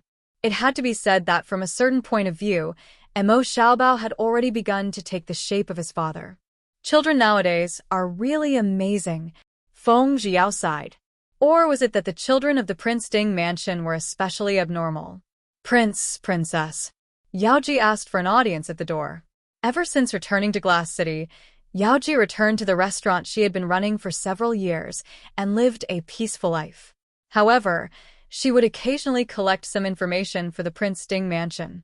In general, she lived a normal life. King Yu seems to have secretly sent someone to contact King Chongqing, Yaoji reported in a low voice. Imo Xiaoyao waved his hand. As expected. "What's King Chongqing's attitude?" Yaoji said, "King Chongqing didn't send anyone to King Yu. He probably doesn't want to have too much to do with them." Imo Xiaoyao nodded. "That brother and sister aren't stupid. As long as they don't do anything, we don't have to worry about them." Leng Haoyu pondered for a moment and said, "I remember. King Chongqing and Princess Zhenning still have a younger brother in Nanjing. Will there be any trouble at that time?" Even if the Dechu state was now peaceful in Jiangnan, it would definitely not be so peaceful. Who knows, they might do something with the little prince. They still had to be on guard. Imo Xiaoyao said indifferently, "They live a peaceful life. I naturally won't treat them unfairly. If they do something they shouldn't do, don't blame I for being merciless. Keep an eye on them." Chapter 1061. Yaoji nodded and hesitated for a moment before saying, "It seems like someone saw Imo Jingli appear in the northwest." Imo Jingli? Everyone was stunned. They were surprised to hear this name. Ever since Liang was broken, Imo Jingli had disappeared without a trace. It wasn't that they didn't think of cutting the weeds and eliminating the roots, but it was because Feihong Pass was in a state of emergency that they couldn't find the time to do so. After that, when the display was over, Imo Jingli had already disappeared without a trace. In this world, there was a sea of people. If one really wanted to hide, it wouldn't be easy to find someone. Moreover, Imo Jingli had been stripped of his throne. He didn't have any troops or power in his hands. His martial arts weren't that high either, so not many people cared about his whereabouts. "Are you sure?" Imo Xiaoyao frowned and asked. Yaoji shook her head and said, "I can't be sure for now." Imo Xiaoyao thought for a moment and said, "Reveal this news to Imo Jingyu." Imo Jingyu, who now held the power of the Dechu state, probably didn't want to see Imo Jingli appear more than them, right? This subordinate obeys. Yaoji nodded and replied. In a small hidden village outside of Glass City, a man wearing coarse clothes with a face full of beard sat in a simple room with a twisted expression, lost in thought. "Your Majesty." A similarly dressed man walked in and bowed. The man turned to look at him and said coldly, "Is there any news from Glass Cities?" The man said in a deep voice, "King Yu has already brought the newly ascended emperor, Imo Suiyun, to Glass City." At the same time, The newly appointed Genom of Gojoseon, Lei Tingfeng, also arrived.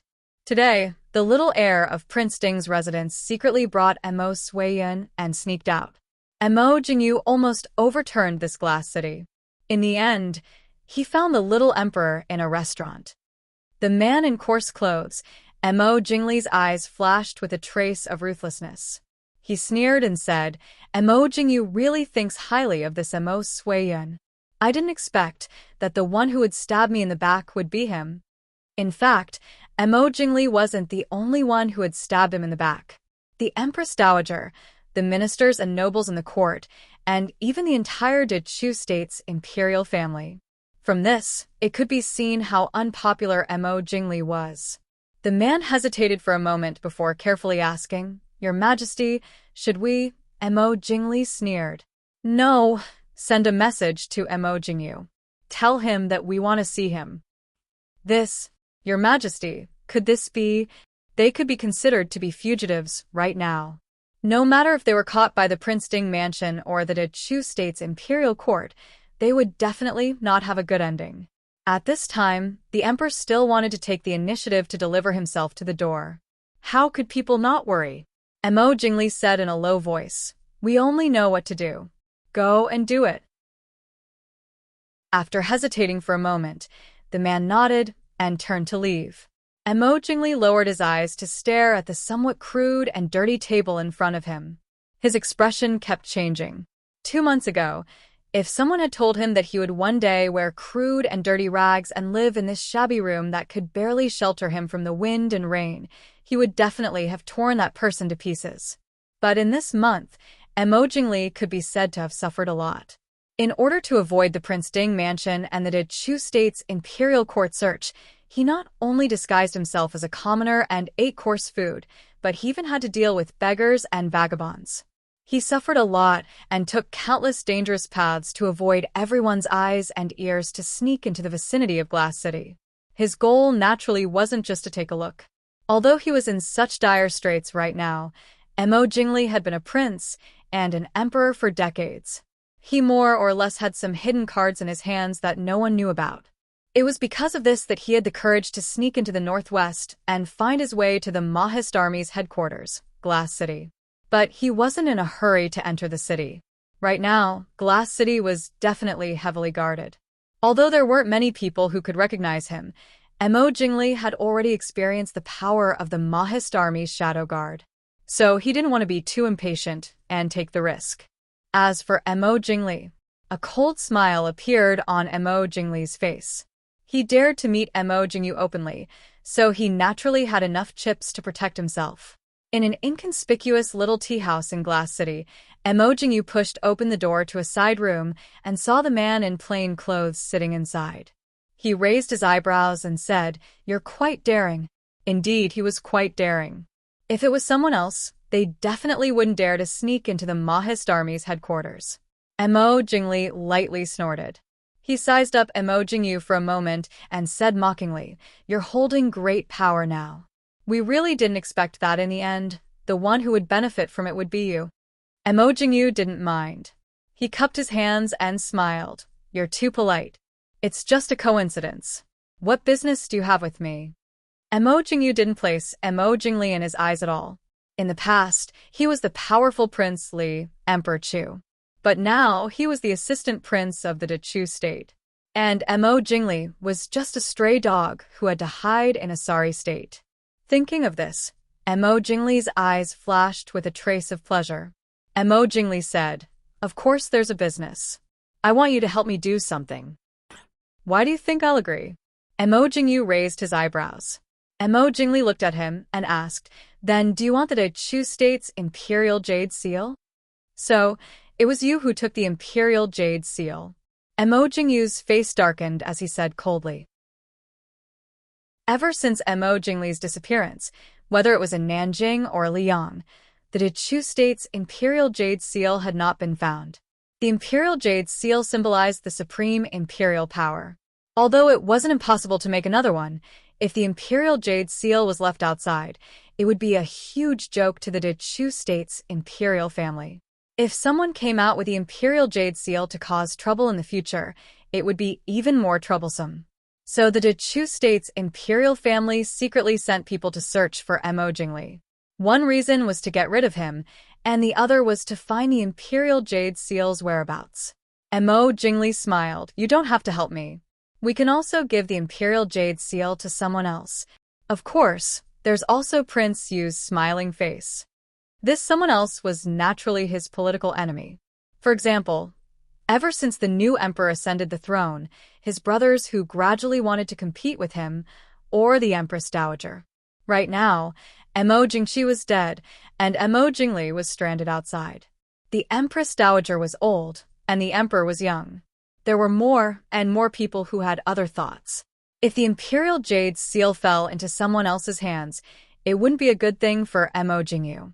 What do you want me to do? Mo Jingyu asked in a low voice. Mo Jingli said coldly, I want you to help me get rid of Mo Suiyun and Mo Yuchen. You're crazy. Mo Jingyu stood up and turned to leave. You really won't consider it? Mo Jingli's voice came from behind. Mo Jingyu turned around and sneered. Consider it? Do you think I'm stupid? Kill Mo Yuchen in Glass City. Don't mention killing Mo Yuchen. I'm afraid if I touch a single hair on his head, I'll die without a complete corpse. The imperial jade seal was very attractive, but even if he gave the throne to him, he had to be alive to enjoy it. You think I can't do it? Mo Jingli wasn't nervous at all. Compared to Mo Jingyu, he didn't need to be too nervous. He had already lost everything he could. The only thing he had left was probably his own life. However, Mo Jingli, couldn't live in hiding forever. Rather than that, he might as well fight to the death. But Mo Jingyu was different. He had endured for half his life. Now that he finally had power, he naturally had to be careful with every step, afraid that he would make a mistake. Chapter 1062. Mo Jingyu smiled coldly, not even bothering to answer this question. Ever since Mo Xiuyao drew a clear line between himself and the Chu state, he had never thought that Mo Jingli or Mo Jingqi would be able to defeat him. Even Mo Jingli, who was once the ruler of a country, was unable to do so, let alone this Mo Jingli, who is currently hiding from place to place. Mo Jingli did not mind his disdain. He smiled and said, since that's the case, we can first show you my sincerity. How about Mo Xiaoyun? What do you mean? Mo Jingyu asked warily. Mo Jingli said, Mo Xiaoyun and Jin Ning are living very freely in Glass City. That's right, they are Mo Jingqi's princes and princesses, but they have sought refuge in the Prince Ding mansion. Even if it was for the sake of the people of the world, Ding Palace would definitely protect them well. Say, if Mo Xiaoyun and Jin Ning suddenly died under the protection of the Prince Ding mansion, what would happen? More interestingly, if they died on the eve of the Prince Ding mansion's little heir and princess' first birthday banquet, Mo Xiuyao's expression would definitely change. If you think it's not enough, how about adding in the Queen of Nanjiao? Mo Jingli continued, his eyes flashing with the same expression. Mo Jingyu looked at him calmly and said, you want to ruin the Prince Ding mansion's banquet. What's the point of that? Before the Prince Ding mansion's banquet, the Prince of Chongqing and Princess Jin Ning, who died under the protection of the Prince Ding mansion, was naturally a ruthless slap to the Prince Ding mansion's face. And if something happened to the Queen of Nanjiao in Glass City, the Prince Ding mansion would most likely have to give Nanjiao an explanation. Point? We want to see if Mo Xiuyao's expression will change?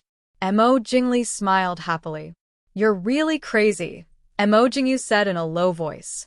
Mo Jingli's expression changed as he said angrily, that's right. This emperor is crazy. This was all because of Mo Xiuyao. I was forced by you. You traitors.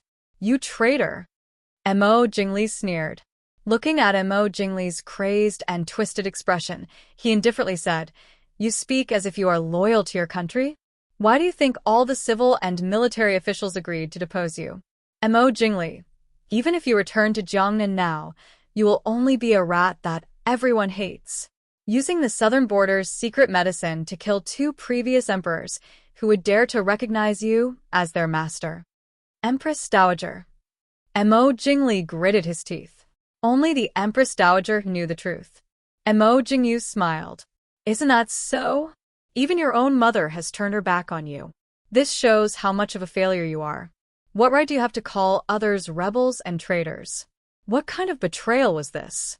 At most, what we are doing is driving out the rebels and upholding the orthodoxy. Unexpectedly, Mo Jingli did not explode in anger. After a long silence, he finally opened his mouth. This emperor does not wish to speak nonsense with you. Do you need my help or not? Mo Jingyu shook his head. Forgive me for being unable to help. Goodbye. 3 years ago, how did you spend the 300,000 taels of silver that you took from the northern tribes? Mo Jingli's sinister voice came from behind him. You? Mo Jingyu suddenly turned around, his face ashen as he glared at Mo Jingli. I do not know what you are talking about. It's fine if you don't know. If others know, then keep it in their hearts. For example, Uncle Wang or the other brothers? What do you think? Mo Jingli coldly smiled. Mo Jingyu was silent for a long time. Finally, he walked back and sat down. He stared at Mo Jingli for a long time before saying, How do I know if you are lying to me? Mo Jingli smiled. You can give it a try. When you return to Nanjing, will you become a rat that everyone wants to beat up like me? Tell me, between regicide and betrayal, which one is more hateful? Mo Jingyu's face was as dark as ink.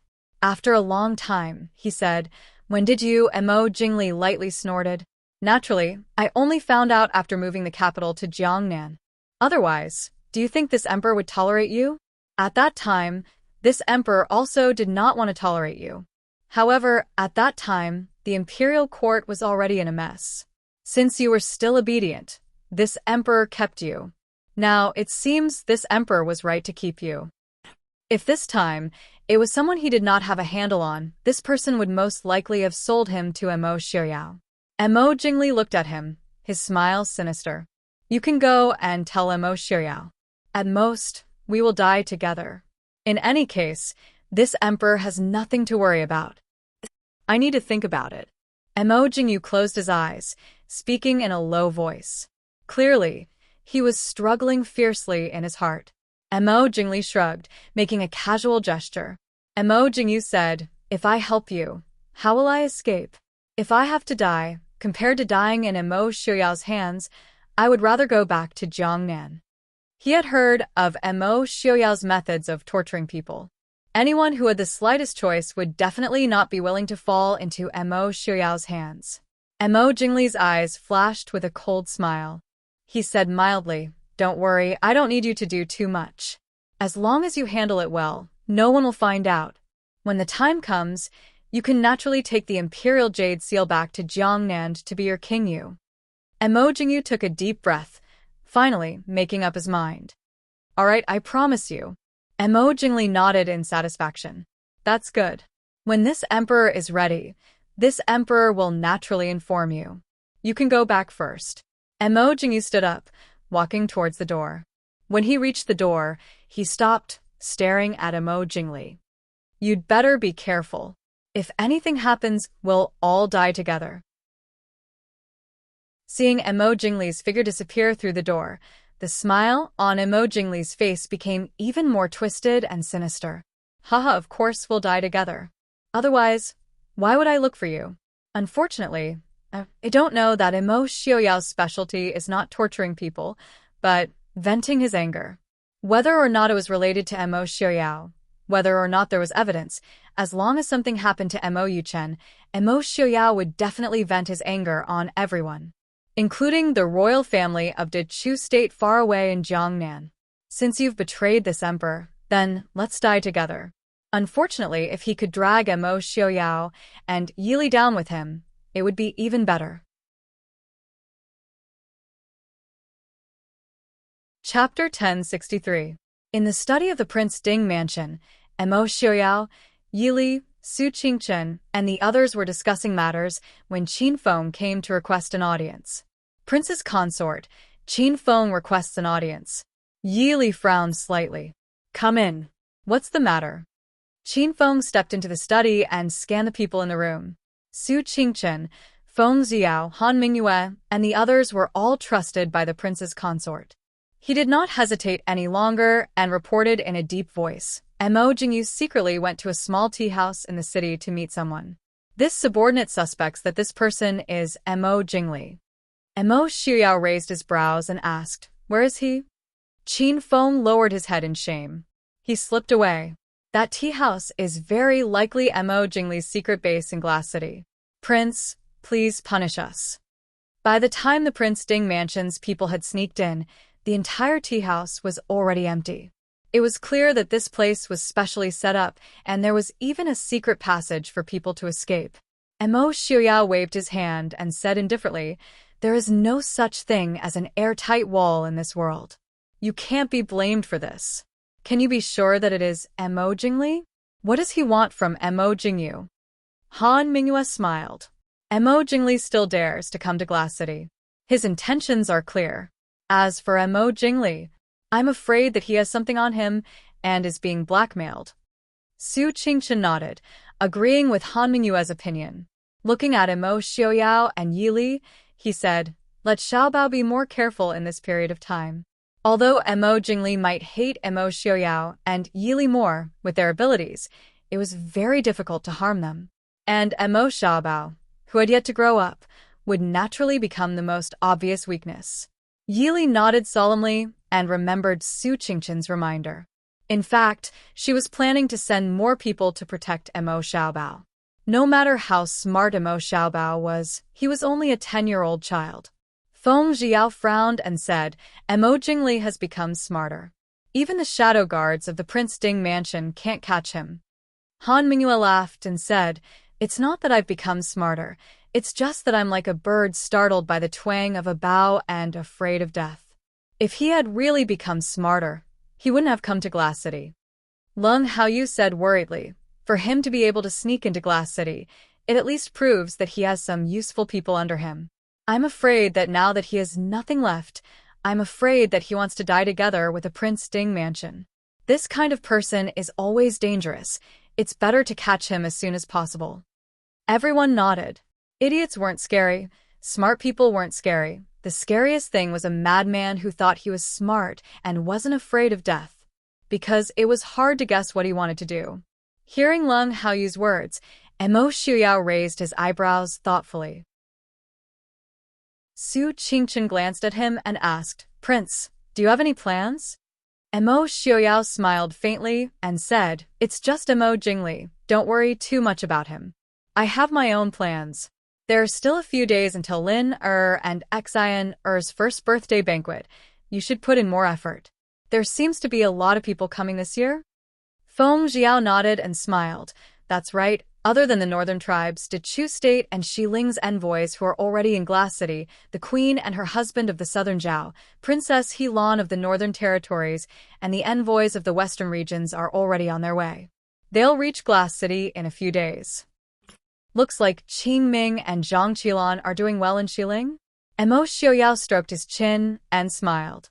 The emperor of Xiling City was located in the far west, bordering the western regions.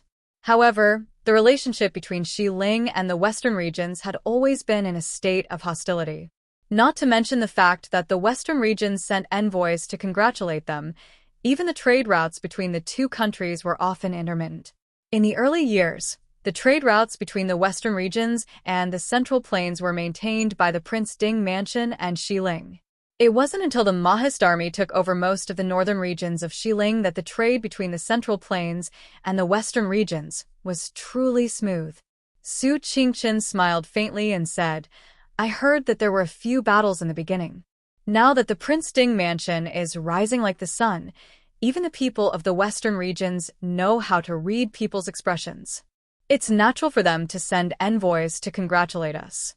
Oh right, Qingbai and the rest are also coming back with the envoys from the western regions. They'll be here in about 2 days." Su Qingchen nodded and said, "Then we'll leave the envoys of the western regions to Qingze?" It just so happened that Su Qingze and Su Qingbai were brothers, so if there were any problems, they could communicate with each other. Su Qingchen and Su Qingze nodded, indicating that they had no objections. After the discussion, everyone left. Yili looked at Emo Xiaoyao and asked, "What do you plan to do about Emo Jingli?" Emo Xiaoyao took her into his arms and laughed softly. "Don't be nervous. There are many people following Xiaobao. He's not someone easy to deal with either. If he really meets Emo Jingli, it's hard to say who will be at a disadvantage." Yili frowned and said unhappily, "He's still a child. In the Prince Ding mansion, there are no children after the age of 10. Li, we can't always be by his side. There will be a day when he has to be independent." Yili sighed silently. Although she understood that Emo Xiaoyao was doing this for the sake of Xiaobao, but for a child who was born in the spring breeze and grew up under the red flag, even though he was born into a military family, he still grew up like a normal child. It was very hard for Yili to accept this kind of situation where a child was treated like an adult. In her previous life, when she was 10 years old, she was still fooling around with a group of girls and boys in the courtyard. But the current situation did not allow Xiaobao to slowly grow up. With Emo Xiaoyao's personality and plans, it was obvious that he planned to hand over the Prince Ding mansion to Xiaobao as soon as possible, while he himself lived a carefree life. In order to prevent a certain someone from suddenly leaving and causing Xiaobao to panic, starting to train Xiaobao now was the right choice. "Li, don't worry, Xiaobao is also my son." Until Yili worried about Xiaobao's safety, Emo Xiaoyao softly comforted her. He was helpless towards Yi Li's excessive worry. No matter how much of a bastard Xiaobao was, he was still his son. As a father, he would not kill his own son. Could it be that he treated Xiaobao too badly, causing Li to be so worried? It was rare for Prince Ding to have a guilty conscience. Yi Li faintly smiled and said, "I know, but I can't help but worry. You know, sometimes rationality and emotions are two different things." Not to mention that Emo Xiaobao was still a 10-year-old child. Even if he became the world's #1 expert like Emo Xiaoyao, as a mother, she still had to worry. "Since you already have a plan, you can do as you see fit. I will take good care of Lin, and Xian. If Emo Jingli really went crazy, Xiaobao would not be the only one in danger. Lin, and Xian would also be in danger. I promise that Xiaobao will be safe," Emo Xiaoyao solemnly promised. I know." Yili nodded with a faint smile. Reporting to Prince Consort, "Something has happened." Outside the door, Qin Feng rushed in with an ugly expression. Yili stood up. "What's wrong?" Qin Feng had always been a steady person. If it wasn't something big, he definitely would not be so impulsive as to break into the study. Qin Feng said in a deep voice, "The Queen of Nanjiao was attacked not far from Glass City. The Queen and little prince are missing." Chapter 1064. What? Not only Yili, but even Emo Xiaoyao's face revealed a trace of surprise. Emo Xiaoyao thought for a moment and frowned. Why would the Queen of Nanjiao bring the prince to Glass City?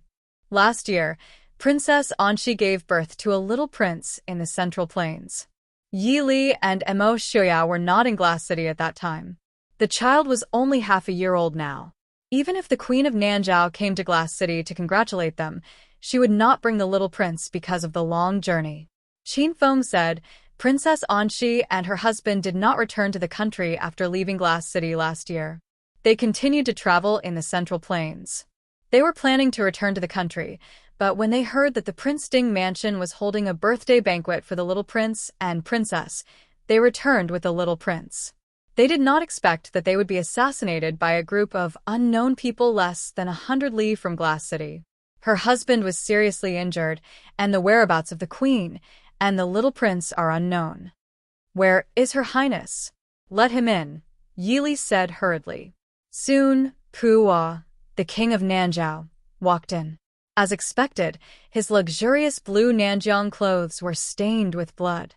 Puwa's arms and face were also injured. It was obvious that he had been through a fierce battle. Prince Ding, Princess Ding. Because Princess Anxi and Yili had a good relationship, Puwa was also familiar with Emo Xiaoyao and Yili.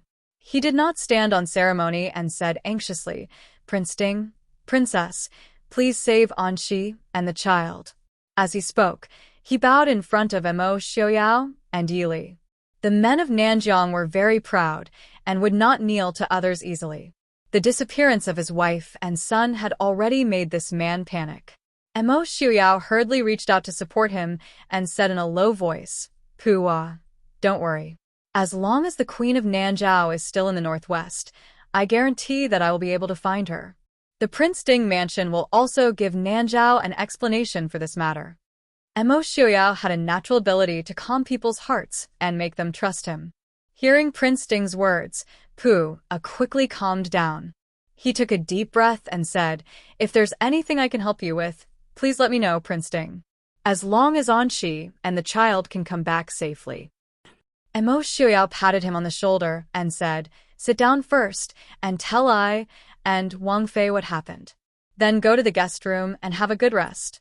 You're all so badly injured." Puwa nodded heavily. After sorting out his thoughts, he told him about the assassination attempt. It turned out that in the past 6 months, Princess Anxi and Pu had been traveling around with their children. In the past 6 months, the 3 forces of the Central Plains had been fighting. Princess Anxi accepted Yi Li's and Mo Xiuyao's advice and did not get involved. There was nothing much to do in Nanjiao, so the 2 of them did not remember to go back. This time, they heard that the Prince Ding mansion was going to hold a birthday banquet for the 2 little princes and the little princess. Given the relationship between Nanjiao and the Prince Ding mansion, it was impossible for them not to attend. So the 2 of them, who had originally planned to go back to Nanjiao, turned back. But they did not expect to be ambushed on a deserted official road not far from Li City. Pu led his guards to fight to the death, but the other side had a lot of people, and they were not weak.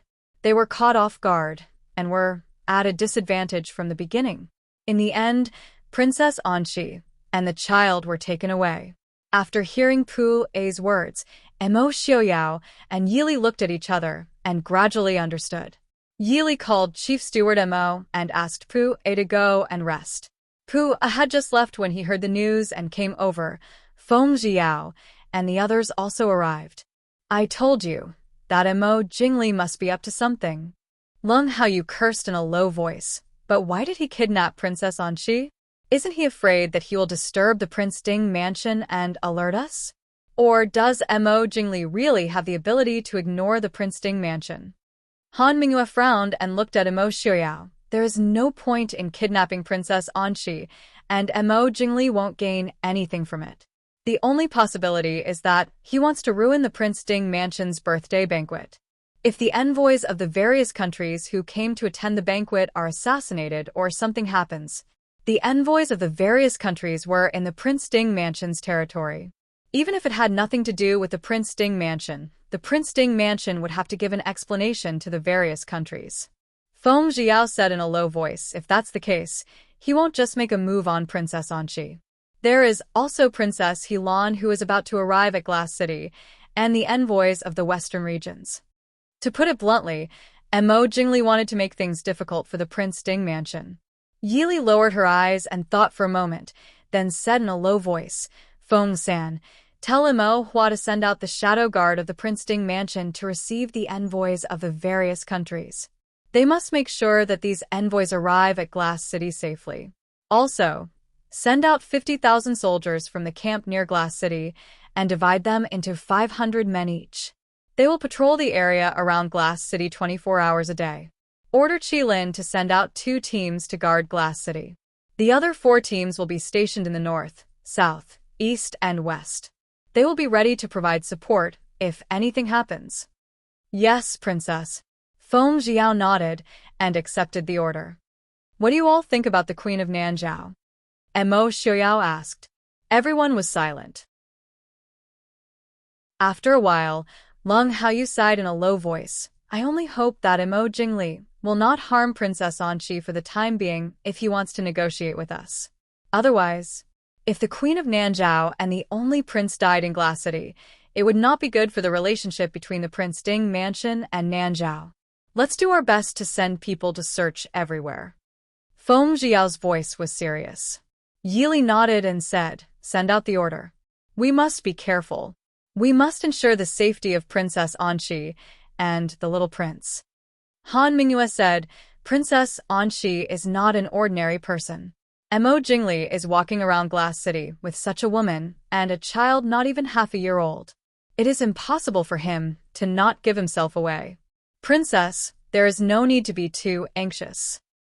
Yili thought for a moment, then said, Then, I will leave this matter to Master Mingyue. Han Mingyue was once the head of the largest intelligence organization in Dechu State. He should be more experienced than others in finding people. Han Mingyue cupped his hands and said with a smile, I will not disappoint, Princess. Yili sighed softly and said, Thank you for your trouble, Master. In a cave somewhere outside Glass City, Princess Anxi woke up from her slumber. She rubbed her aching forehead, and a sharp glint flashed across her eyes. She immediately regained her consciousness and looked around. Are you looking for him? A man's voice came from not far away. It carried a bit of malice and mockery. Princess Anxi looked in the direction of the voice and saw a man with a thick beard dressed in coarse clothes standing not far away. He was holding a baby in swaddling clothes. He was not familiar with the way he held the baby and did not care. He only held the swaddling clothes casually with one hand. Fortunately, the baby was already asleep, so he was not worried. Shoa. Who are you? Princess Anxi stared warily at the man in front of her. He looked familiar, but when Princess Anxi thought about it seriously, she realized that she did not remember such a person.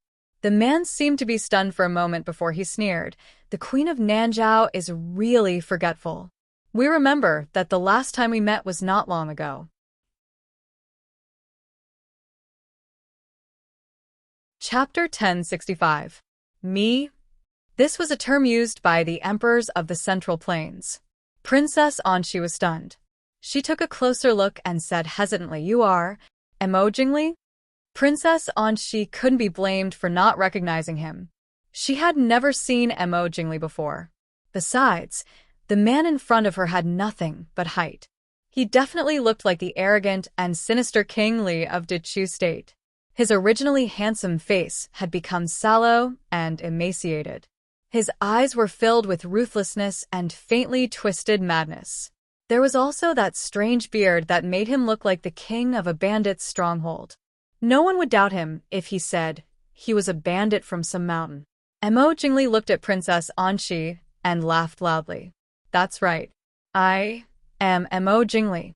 I didn't expect the Queen of Nanzhao to still remember me.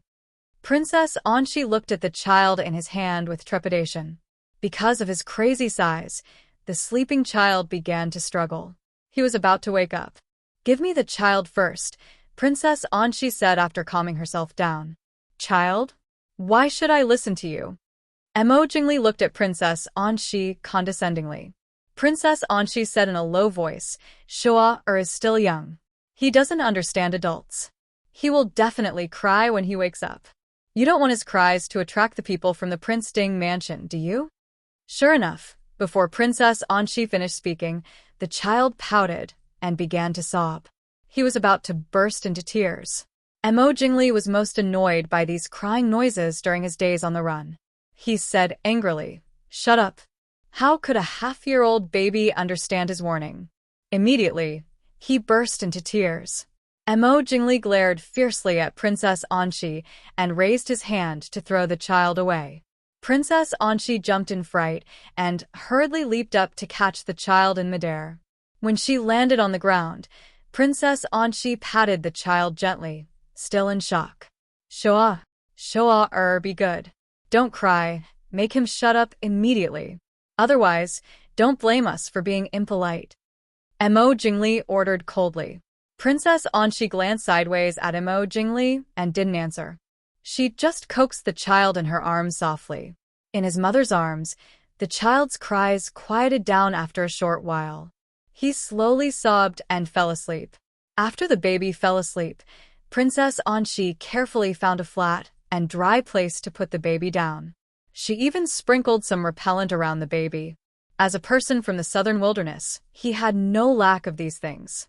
After settling the child, Princess Anxi walked to Mo Jingli, who was standing at the entrance of the cave, and asked calmly, Why did Emperor Chu bring I here? Mo Jingli looked at Princess Anxi maliciously and sneered, What do you want? Can't we catch you for no reason? Princess Anshi shook her head and said, I don't believe it. If it wasn't for anything, Emperor Chu could have killed I from the beginning. Why wait until now? Is it for the Prince Ding mansion? It wasn't hard to guess. Although Mo Jingli was deposed by the Empress Dowager and the officials of the Chu state, it was because of the war with the Prince Ding mansion. If he hadn't been defeated by the Prince Ding mansion, the officials of the Chu state wouldn't have dared to rebel against Mo Jingli in Jiangnan. Mo Jingli stared at her and said, You're smart. No wonder Xu Manlin couldn't beat you. Unfortunately, no matter how smart you are, it's useless in my hands. If you want to blame someone, blame yourself for coming to Li City. Princess Anshi didn't speak anymore. With her intelligence, she could see that Mo Jingli wasn't normal. If Mo Jingli was determined to kill her, it was useless to say anything. As the Queen of Nanzhao, she wouldn't kneel and beg for mercy. But Princess Anshi's calmness angered Mo Jingli. Mo Jingli stared at her and laughed sinisterly. Do you think your husband will come to save you? Yes, he escaped, but do you think the people of the Prince Ding mansion can find you? Even if they can find you, this child isn't even a year old yet, right? Can he hold on until then? Princess Anshi said calmly, What do you want? Mo Jingli smiled and said, Nothing. I just want to see how powerful the Prince Ding mansion is. Princess Anshi closed her eyes and was silent for a long time.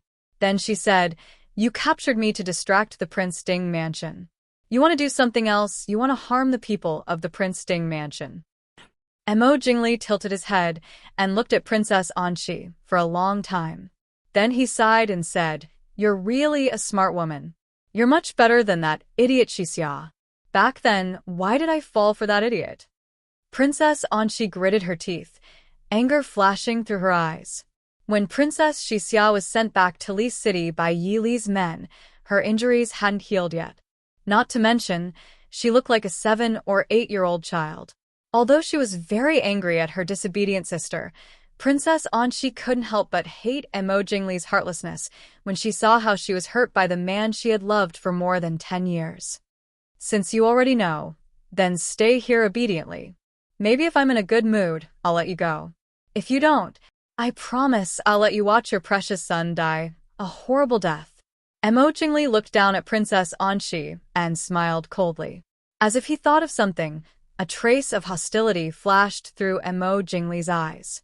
He smiled and said, I know the people of the Prince Ding mansion are looking for us. But don't worry, they won't find us here. Even if they do, they won't dare to come unless they don't want her life anymore.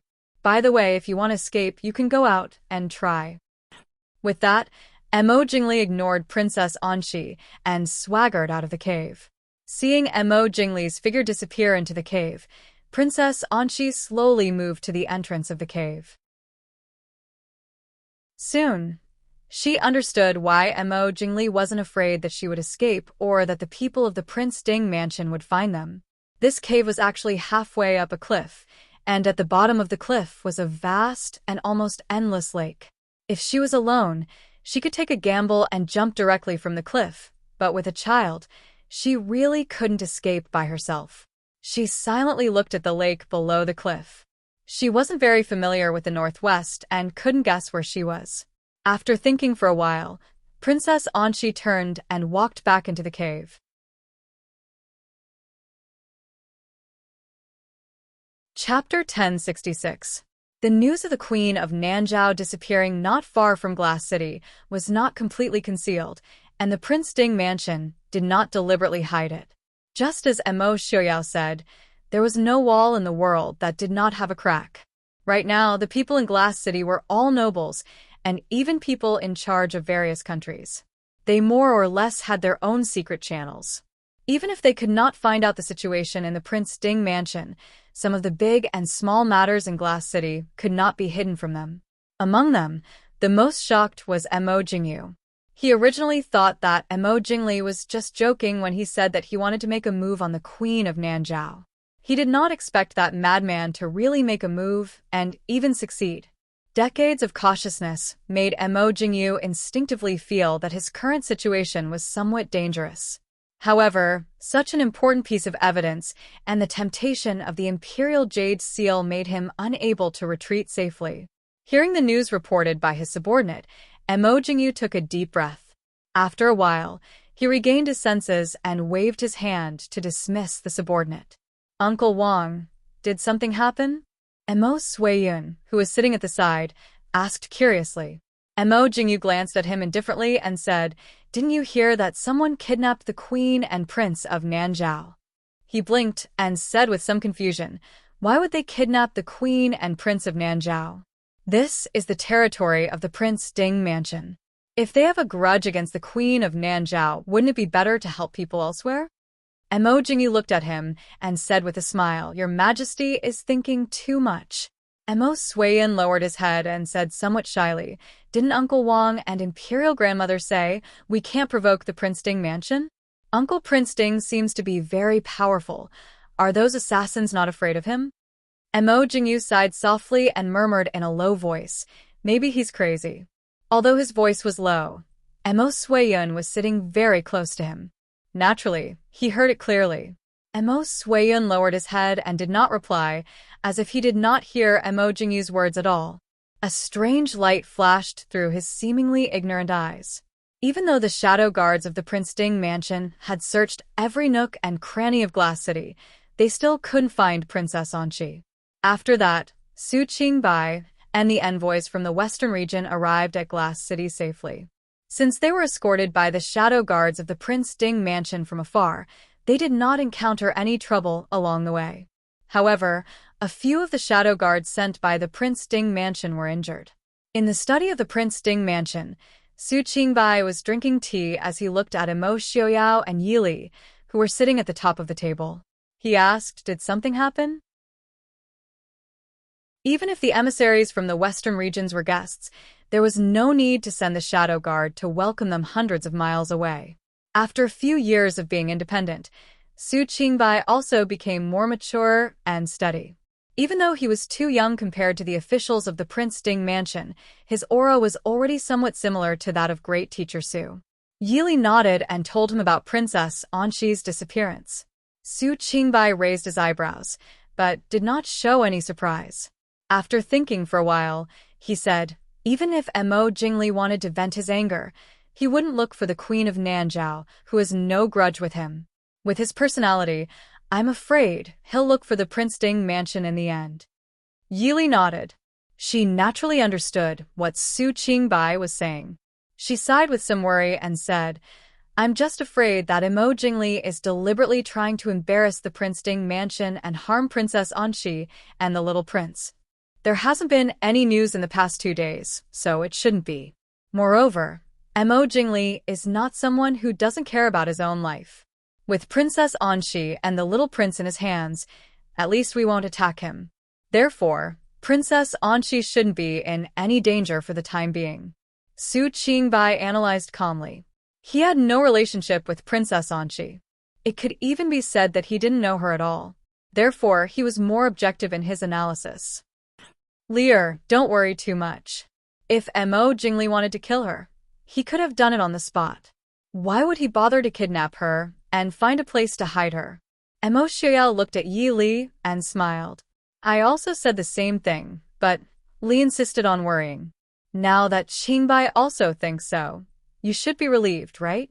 Yi Li smiled a little embarrassedly and said to Su Qingbai, fourth brother, second brother will be in charge of the accommodation and reception of the Western Region ambassadors. Please take care of them. Also, I'm a little worried that Mo Jingli might do something to the Western Region ambassadors. If there's any problem, you can go to Qinfeng or Zhuijing. Su Qingbai nodded solemnly. The Western Region ambassadors came from afar to congratulate them.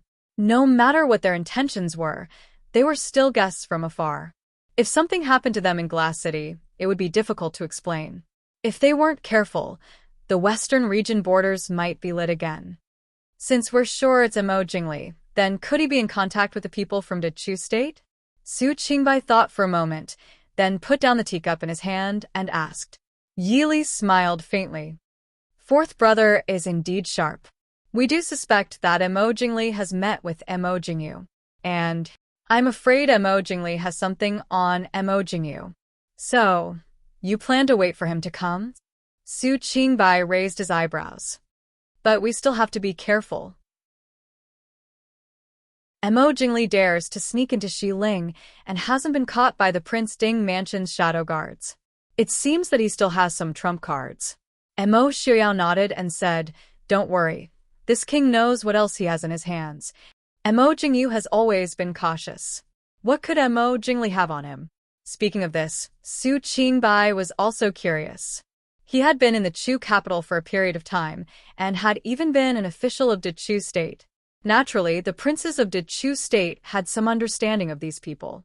Mo Jingqi was able to remain safe and sound under someone as suspicious as Mo Jingli. Later, when he was under Mo Jingli, he was still able to be put in an important position. Now that Mo Jingli had fallen, he was still able to hold great power. It was clear that he wasn't someone easy to deal with. What weakness could Mo Jingli have against such a person that he could use to control him? Mo Xiuyao frowned. With Mo Jingyu's current position, no one can touch him even if they have something on him. What can make him afraid of treason, rebellion, regicide? Mo Jingqi and Mo Xuyin's matter has nothing to do with him. Rebellion?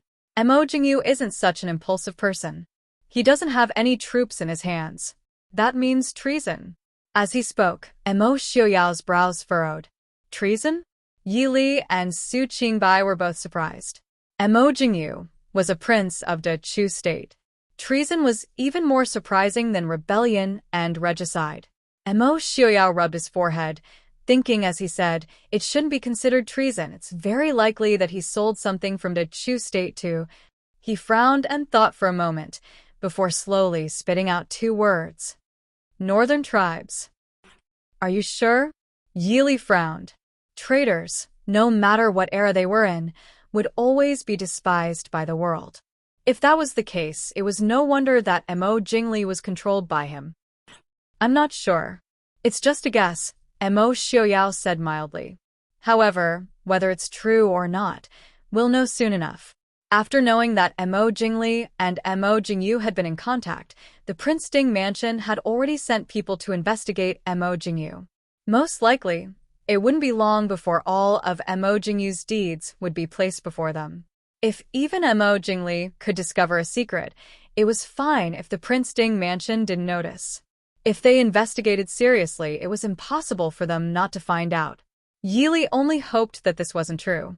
If Mo Jingyu really did something he shouldn't have done, she was afraid that no matter what he did, he wouldn't be able to leave Glass City alive. Chapter 1067. Princess Consort. Princess He Lan of the Northern Territory has arrived. A guard reported from outside the door. Hearing this, Yi Li couldn't help but smile. Yi Li had a good impression of the princess of the Northern Territory who dared to love and hate. She stood up and said to Mo Xiuyao, "I will go and welcome Princess He Lan." Even though Princess He Lan had the title of princess, the Northern Territory couldn't be considered a country yet. It could only be considered a tribe. As Prince Ding, Mo Xiuyao naturally didn't need to personally welcome this princess, even if this princess could be the future ruler of the Northern Territory. Mo Xiuyao nodded and said, "That's fine. I still have some things to discuss with Qingbai." Yi Li didn't beat around the bush. She stood up and walked out. There was a brief moment of silence in the study because of Yi Li's departure. After a while, Mo Xiuyao finally said, "Qingbai, what do you have to say?"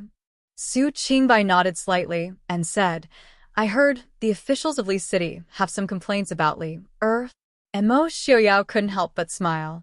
"Fourth young Master Su, it's not like you haven't dealt with those old scholars before. How can you not understand?" Su Qingbai lowered his eyes and nodded. "That is indeed the case. Then, what does Prince think?" Mo Xiuyao smiled with satisfaction. "This matter will have to depend on fourth young Master Su." "I understand." Su Qingbai nodded. The smile on Mo Xiuyao's face became even more joyful. It was so comfortable to talk to smart people. Fourth young Master Su looked like he was skilled in politics and was cultured and refined. In reality, He was a person who would seek revenge for the smallest grievance. If it wasn't for the absolute power in his personality, with Su Qingbai's scholarly appearance, how could he have subdued the great families of Xiling in a short 2 to 3 years? Although Su Qingchen was the leader of the 5 young masters of the Su family, Mo Xiuyao knew that eldest young master, Su, was too aloof. It would be difficult for him to stay in the government for long. Therefore, if she really wanted to do something, she would have to turn to the 4th son of the Su family. As for how those annoying old fellows would be tormented by 4th young master Su, His Highness Prince Ding didn't care. It would be a big mistake to think that Prince Ding was punishing him for his petty actions. The name Prince Ding could also mean petty, vengeful, and vindictive. Heelan. Outside the entrance of the Prince Ding mansion, Yili smiled as she looked at the beautiful lady in red who was dressed in the Northern Tribe's unique uniform. Princess Ding. Princess Heelan rushed forward with a bright smile and gave Yili a warm hug. Princess Ding, long time no see. You're still so beautiful. Yili helplessly returned the hug and said with a smile, I'm not as beautiful as the princess. After staying in this era for so long, Yili realized that she was not used to such a warm greeting. Really? Princess Heelan looked at Yi Li with joy. Many people praised her beauty, but what kind of praise was more pleasing than praise from the beauty in one's eyes? Yili smiled and said, Of course it's true. It seems that the princess has had a great time in the past year. Princess Heelan smiled and said, Not bad. Although the Central Plains is great, I still prefer the North. I've heard that you've had a wonderful year. One day, I really want to compete with you in martial arts. Along the way, the people of the Central Plains have been talking about Princess Ding, as if she's a living goddess of war. You're most welcome. Yili smiled and said, The princess has had a great journey. Please come in and rest. Please come in. Princess Heelan did not stand on ceremony. She took Yili's hand and walked into the Prince Ding mansion. When they reached the entrance, Yili suddenly stopped and looked at a certain place outside the mansion. Princess Heelan was puzzled and asked, What's wrong? Yili smiled faintly and said, Nothing, please.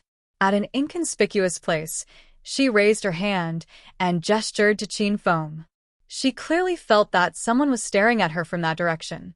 Qin Feng nodded slightly and watched the two of them enter the Prince Ding mansion. Then, he waved his hand and ordered the guards to search in the direction Yili pointed. In the prince's mansion, Princess Heelan held Yili's hand and walked inside.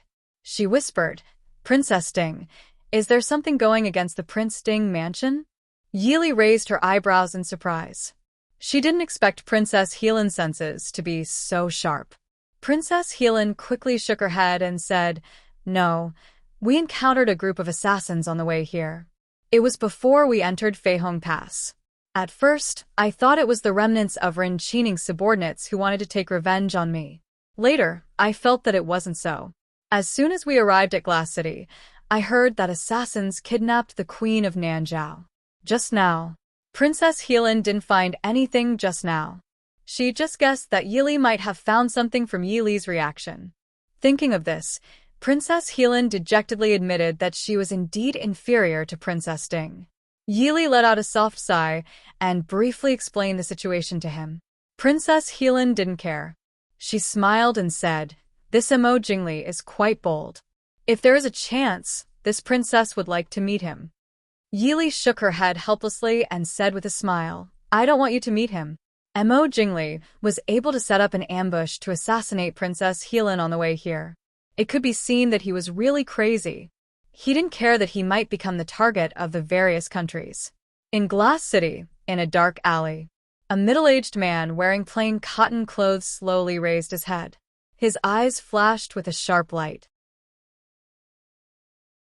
As expected of Yili, she was almost discovered. Thinking of the gentlewoman in white with a sweet smile outside the Prince Ding mansion, a complicated expression flashed across the middle-aged man's face. After a moment, he seemed to have thought of something. His face became sinister and twisted. Yili Mo Xiuyao. I won't let you off. I won't let you off.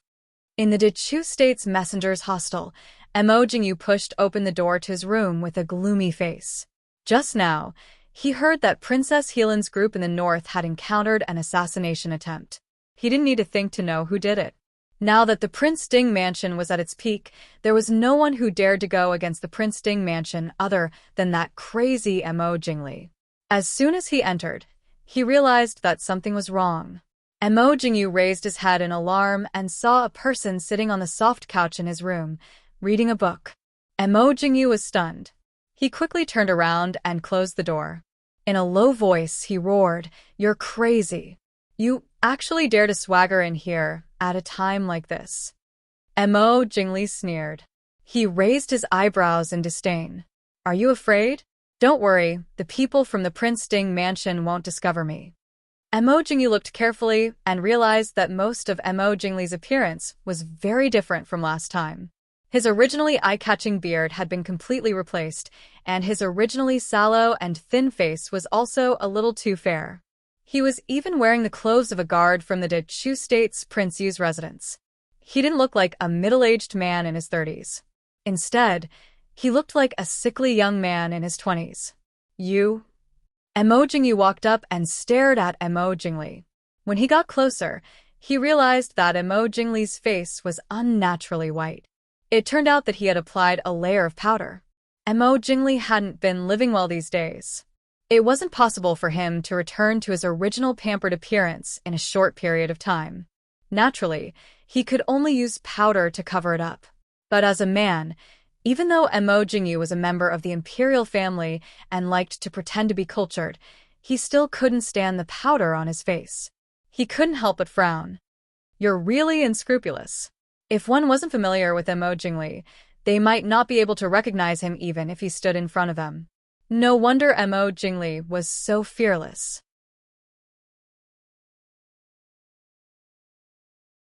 Chapter 1068. Mo Jingli's face twisted for a moment, but he quickly regained his composure. "Why are you looking for me?" Mo Jingyu asked. It was not a good feeling to have your weakness in someone else's hands, so Mo Jingyu did not want to see Mo Jingli at all. Mo Jingli smiled. "Of course there's something. In 2 days, it will be the Prince Ding Mansion's banquet. The thing I want you to do for me is also on that day." Mo Jingyu raised his eyebrows, waiting for him to speak. Mo Jingli said, "I want you to bring that Mo Yuchen from the Prince Ding Mansion out on that day."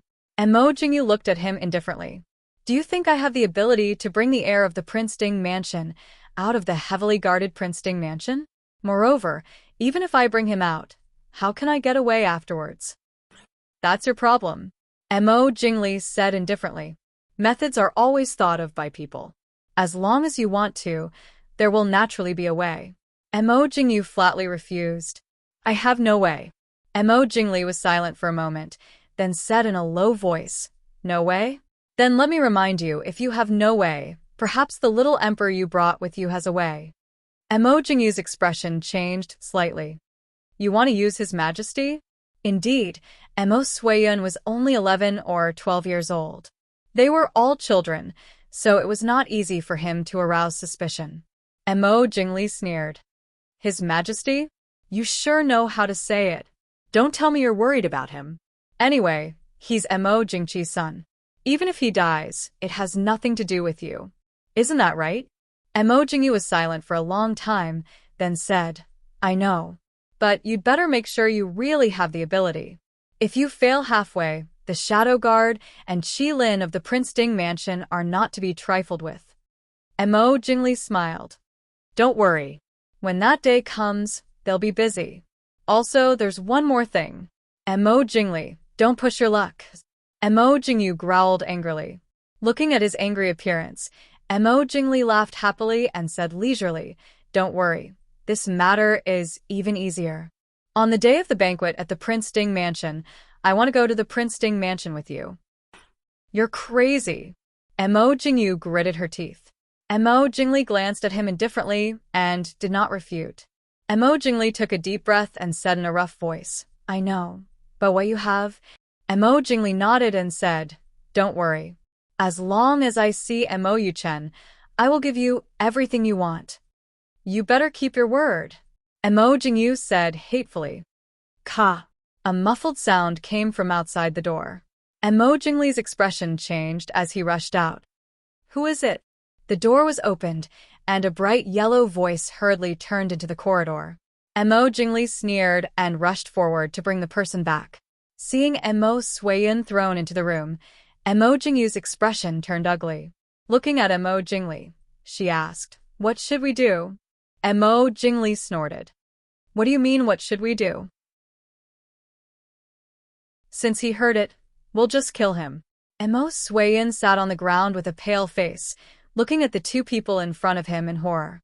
He accidentally saw someone enter Emo Jingyu's room, so he quietly came over to see who it was. He happened to see Emo Jingyu come back, but did not expect to hear their secret plan. He accidentally bumped into the wall and was discovered by Emo Jingli. "Uncle Yu." Emo Suiyun looked at Emo Jingyu in horror. Emo Jingyu frowned and said, "If His Majesty suddenly dies, it will arouse the suspicion of the Prince Ding mansion." At that time, Emo Jingli thought for a while and also praised Emo Jingyu's words. The Prince Ding mansion must be heavily protected by Emo Xiaobao now. It would not be easy to trick him out. At least among the people from the Chu state, Emo Suiyun had the highest chance. But I won't say anything, Uncle Li. Although Emo Jingli had changed a lot, Emo Suiyun still recognized Emo Jingli. The fear on his face deepened. Regardless of whether it was the princess or the prince, none of the people left behind by Emo Jingqi were not afraid of him. Emo Jingli narrowed his eyes and stared at Emo Suiyun for a while. He said indifferently, "If you don't want to die, be obedient." Emo Suiyun nodded repeatedly and wiped his tears. "I'll be obedient. Uncle Li, don't kill me." Looking at his frightened appearance, Emo Jingli nodded with satisfaction and reached out to pull him up. Emo Suiyun stood up fearfully and felt uneasy under Emo Jingli's blade-like gaze. Emo Jingli looked at him and asked, "Do you know what you have to do?" Emo Suiyun hesitated for a moment and finally nodded. Can you do it? Emo Jingli asked. Yes. Emo Suiyun nodded quickly and said, Emo Yuchen asked me to find him to play. I didn't go these days. I'll find him to play later. He will definitely come with me." Emo Jingli's lips curved into a cold smile. He raised his hand and patted Emo Suiyun's head, saying, "Very good. Uncle Li knows you are a good boy. As long as you bring Emo Yuchen out of the Prince Ding mansion on the day of the Prince Ding mansion banquet, you will still be the emperor of the Chu state. Uncle Li won't hurt you." Emo Suiyun couldn't help shivering and whispered, "Uncle Li, I know."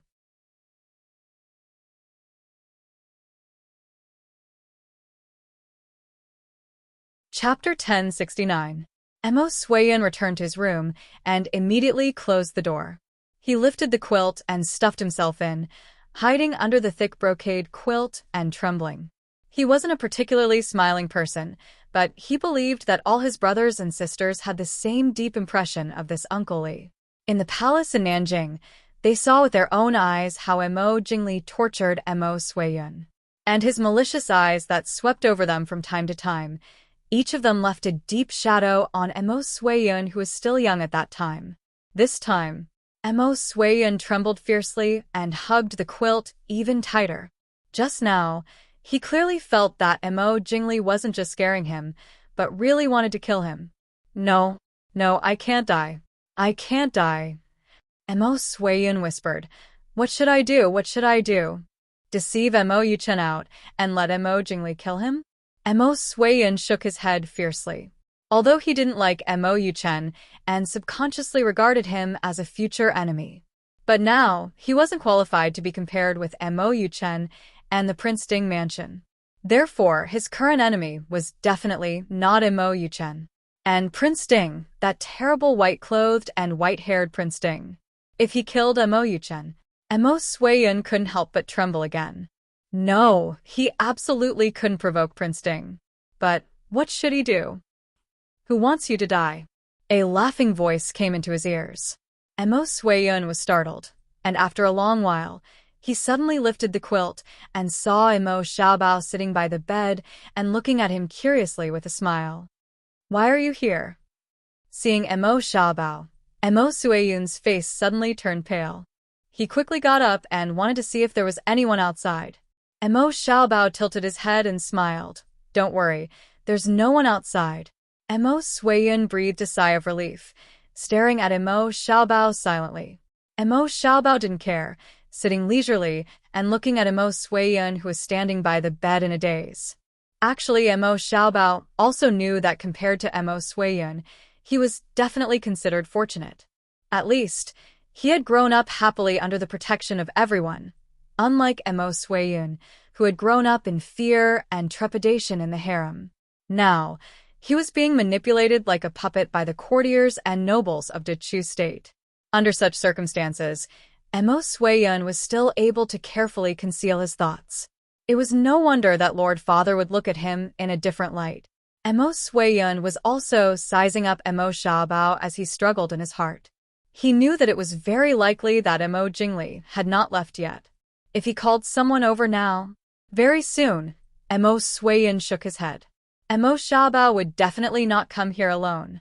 Even if he was naughty, the people of the Prince Ding mansion would protect him in secret. Even if Emo Jingli killed Emo Yuchen, they would be the ones to bear Prince Ding's anger in the end. Unless Emo Jingli could kill Prince Ding. But could Emo Jingli kill Prince Ding? Of course not. If Emo Jingli had this ability, it would not be his turn to sit on the throne now. So, Emo Yuchen could not be hurt. At least, Emo Yuchen could not die here. Go. Go quickly. Emo Suiyun came back to his senses and pulled Emo Xiaobao towards the window. Emo Xiaobao looked at him in surprise and said, "What are you doing? I came to play with you, and you want to drive me away like this?" Emo Suiyun said angrily, "I'm not feeling well today, you go first." The more anxious he was, the more relaxed Emo Xiaobao was. He leaned on the table with a smile and said, "If you're not feeling well, then rest. I won't disturb you." Emo Suiyun was so anxious that he wanted to cry. If he had the ability, he would have picked up Emo Xiaobao and thrown him out. Emo Xiaobao gently fluttered his long eyelashes and looked at him with a smile. He said slowly, "Why are you so anxious? It's as if you're afraid that others will know that I'm here. Don't worry, this is Glass City. Even if King Yu knows that I came here secretly, he won't do anything to me." King Yu was nothing. Emo Suiyun cursed in his heart. In short, hurry up and leave. I don't want to play with you today. I want to play with you. Why don't we go out and play? Emo Xiaobao's eyes lit up as he said with a smile, "Young Master Emo, can I beg you to go back first?" Emo Suiyun couldn't help but groan. Whose life was he doing this for? Emo Xiaobao raised his handsome eyebrows and patted Emo Suiyun's shoulder. He laughed softly and said, "All right, I won't tease you anymore. Brother, if you have any difficulties, tell me. Is there anything that I can't handle in Glass City?" Emo Xiaobao acted as if they were brothers and had taken care of everything for their brothers. Emo Suiyun glanced at Emo Xiaobao with disdain. What could a kid, who was shorter than him, who only knew how to play do? He would be thankful if Emo Jingli didn't know that he was here and was killed by Emo Jingli. Emo Suiyun said snappily, "In short, hurry up and leave." Seeing that he was unwilling to speak, Emo Xiaobao didn't force him. He shrugged and said, "Then I'll go back first. If there's anything, get someone to find me at the Prince Ding mansion." "I got it, let's go." Seeing that he was finally willing to leave, Emo Suiyun naturally agreed and pushed him towards the window. Emo Xiaobao slapped his hand away and said, "It's enough to go to a place once. If I go through the window again, am I waiting to be caught?" Walking to a corner of the room, Emo Xiaobao leaped up and used the wall as leverage to sit firmly on the beam. He turned around and waved at Emo Suiyun. Emo Xiaobao then drilled out from a place on the roof that had been opened at some point. Seeing Emo Xiaobao reveal such a skill, Emo Suiyun was still stunned. Although he had seen many people with better qigong than Emo Xiaobao, those people were much older than Emo Xiaobao.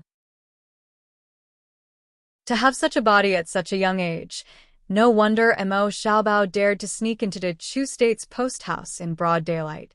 After finally sending Emo Xiaobao away, Emo Suiyun secretly heaved a sigh of relief. "Your Majesty." Emo Jingyu's voice came from outside the door. Emo Suiyun's body stiffened, but He quickly recovered and walked over to open the door. Uncle Yu. Emo Jingyu stood at the door and looked at Emo Suiyun strangely. Why did you lock the door? Emo Suiyun bit the corner of his lips and said in a low voice, Uncle Yu, Emo Jingyu looked at him in understanding. You're afraid? Emo Suiyun nodded heavily. Emo Jingyu sighed helplessly. Now that things have come to this, we have no choice but to do it.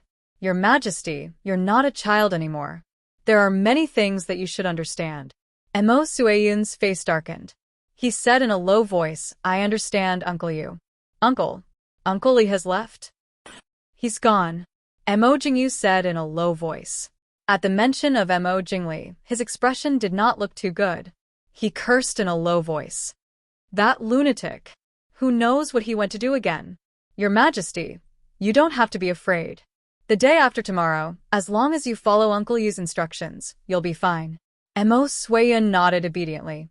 I understand, Uncle Yu. Seeing his listless appearance, Emo Jingyu knew that he must have been badly frightened just now. Among the remaining princes of Emo Jingqi, Emo Suiyun's performance was already considered not bad. If Emo Suiyun, who had already passed away, encountered such a thing, he would have been scared to the point of crying.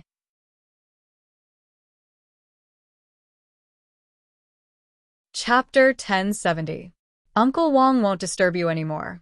Have a good rest, Emo Jingyu said softly.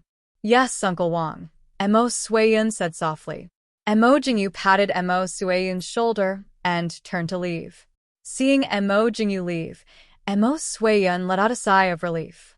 He closed the door and looked back at the roof that was no longer strange. He threw himself back into the thick blanket. On the roof of Emo Suiyun's room, two thin and small figures were lying motionlessly. Because the location they chose was right under the carved eaves of the roof, and there were also tree branches blocking the way, if it wasn't for someone walking up to the roof, they wouldn't be discovered at all. Emo Xiaobao lay on the roof without a care for his image and said with a smile, So it's like this. Beside him, Qin Lai rolled his eyes at him and said in a low voice, Why aren't you leaving? Didn't you hear? That Emo Jingli is here. Emo Xiaobao said regretfully, It's a pity that we found out too late. He's already run away. Don't tell me the little prince is planning to take the lead and personally catch that guy. Qin Lai mocked harshly. Emo Xiaobao rolled his eyes. Have you heard that Emo Jingli's martial arts are very high? He sneaked into the post house. This prince doesn't believe that he brought guards with him. We can just call people to pounce on him. We have more people, so what if we can't catch him? Qin Lai shrugged. The plan is not bad. It's a pity that he's already gone. How long do we have to lie there? Emo Xiaobao looked up at the sky and said embarrassedly, No matter what, we have to wait until it's dark? If they were caught, although their lives wouldn't be in danger if they were discovered in broad daylight, they would definitely alert the enemy. Qin Lai didn't care. He raised his eyebrows and said, Emo Suiyun doesn't seem to want to follow Emo Jingyu's plan. Emo Xiaobao touched his chin. As long as he's not completely stupid, he won't be willing. Emo Jingli has something on Emo Jingyu, but Emo Suiyun doesn't. Why would he accompany Emo Jingyu to his death? No matter if he succeeds or not, he's definitely going to die. Emo Xiaobao lay on the roof and held his chin, lost in thought. Looking at his strange smile, Qin Lai speechlessly smoothed the goosebumps on his arms and asked, What do you want to do now? Qin Lai deeply felt that being sent to accompany the little prince of the Prince Ding mansion was simply a huge test given to him by God. Little Crown Prince Mo's temperament was fickle and unpredictable. He loved to provoke Prince Ding. He lost every battle, but lost every battle. He never got tired of it. That was fine, but the audacity and unpredictability of his actions were constantly testing his heart. Emo Xiaobao poked Qin Lai with a smile and said, Do you think we can get the little emperor to defect? Qin Lai looked at the sky and said calmly, He thinks of you as an imaginary enemy. Do you think you can convince him to defect? That's different, Emo Xiaobao said. My mother said that there are no eternal friends in this world, nor are there eternal enemies. There are only eternal benefits. Emo Suiyun didn't want to go against the Prince Ding mansion now. If he went against the Prince Ding mansion now, he wouldn't get any benefits. Instead, he would be in big trouble. Since that's the case, why can't he cooperate with us? The enemy of an enemy is a friend. I feel that if he had to choose a side, he would definitely choose to cooperate with the Prince Ding mansion. It's a pity that he pushed you out just now. Qin Lai slowly reminded. Mo Xiaobao raised his hand and scratched his little head. He frowned and thought for a long time before saying, "He doesn't believe me." He had acted too much before. In Mo Suiyun's eyes, he was probably a child who didn't know anything and only knew how to eat, drink, and play. "Then what do you want?" Qin Lai asked. Mo Xiaobao said, "You wait here. I'll go down again." Qin Lai also knew that he couldn't win against Mo Xiaobao. He silently lay down on the ground and watched as Mo Xiaobao removed the glazed tiles that were just put back one by one. Then he jumped down from the small hole again. When night fell, Mo Xiaobao brought Qin Lai back to the Prince Ding mansion with a joyful expression. The moment he entered, he saw Uncle Mo, who was standing at the door waiting for them, giving him a pitiful look. Mo Xiaobao instantly felt that something was wrong. He hurriedly went up to Chief Steward Mo and smiled obediently. "Grandfather Mo." Chief Steward Mo hurriedly said, "This old servant doesn't dare." Little Shitsi can just call this old servant Chief Steward. Mo Xiaobao didn't care about this. He smiled and asked, "Grandfather Mo, where are my father and mothers?" Chief Steward Mo said, "The prince and princess consort are waiting for little Shitsi in the study." Mo Xiaobao's shoulders instantly slumped. He said with a sad face, "It's over." When he left in the morning, he forgot to tell his mother and father that he would be back later. Mo Xiaobao firmly refused to admit that he didn't consider the fact that it was easy to enter the Dechu State's post house, but difficult to leave. Furthermore, he got carried away by hooking up with a certain someone and forgot the time. Chief Steward Mo patted little Shitsi's shoulder lovingly and said, "The prince and princess consort are waiting for little Shitsi. Little Shitsi, quickly go to the study." "Can I not go?" Mo Xiaobao looked pitifully at Chief Steward Mo. Chief Steward Mo gave him a helpless look. Mo Xiaobao could only lower his head and slowly walk towards the study. "Oh, Our little Shitsi is back." In the study, Mo Xiaoyao was reclining on the soft couch, lazily flipping open a book. Seeing Mo Xiaobao enter, he gave him a faint smile. Mo Xiaobao carefully looked at Yi Li sitting on the other side. His expression became even more gloomy. He saw Yi Li sitting upright on the stool, looking at him with an indifferent expression. Other than a trace of relief flashing through her eyes when he entered, there was no other expression. Mo Xiaobao's mouth was bitter. Mother's anger was worse than father's anger. "Mother, Xiaobao is back." Walking in front of Yi Li, Mo Xiaobao said in a small voice. Yi Li looked at him indifferently and asked in a soft voice, "Why did you come back so late?" Mo Xiaobao said in a low voice, "This child went to the Chu State's post house to play with the little emperor." Actually, how could Yi Li and Mo Xiaoyao not know about this? Even when Mo Xiaobao sneaked out, there were still many people following him. Moreover, Mo Xiaobao always had a sense of propriety. Normally, he would not deliberately shake off the shadow guard that followed him. If not for this, the entire Prince Ding mansion would have been in chaos when Mo Xiaobao didn't come back so late. Yi Li smiled at him and said, "It seems like the Chu State's post house is very fun. It made you forget the time to return home? Tomorrow, Mother will go and ask King Yu, what exactly is in the Chu State's post house that attracts our little Shitsi?" Yi Li never liked to restrict her child too much, so Mo Xiaobao had always been free to run around Glass City. But there was one rule. Other than Lishan Academy, he had to return home before sunset. Even if he was going to stay at the Su family temporarily, he had to send someone back to inform them in advance. But today, Mo Xiaobao didn't say anything until now. From beginning to end, he didn't tell anyone what he was doing. If it wasn't for the shadow guard following him, an ordinary family would have been anxious to death.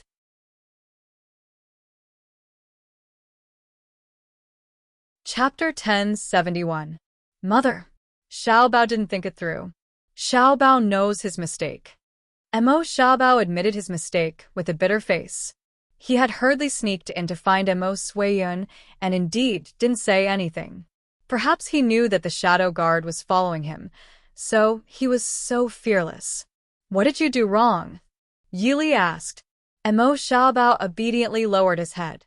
Xiaobao shouldn't have sneaked out without telling mother and father. I shouldn't have come back too late and forgotten to let someone report and make mother worry. I shouldn't have sneaked out to find the little emperor of Dichu State. Looking at her son's lowered head and pitiful appearance, Yili's heart softened. She raised her hand to rub his little head. Mother and father didn't hide the big matter in Glass City from you. You also know that the Queen and Prince of Nanzhao were held hostage by Mo Jingli. Right now, Mo Jingli and Mo Jingyu's relationship is unclear, yet you still sent yourself to him. What if Mo Jingli injures you in a life and death struggle? What will you do then? Mother, this child was wrong.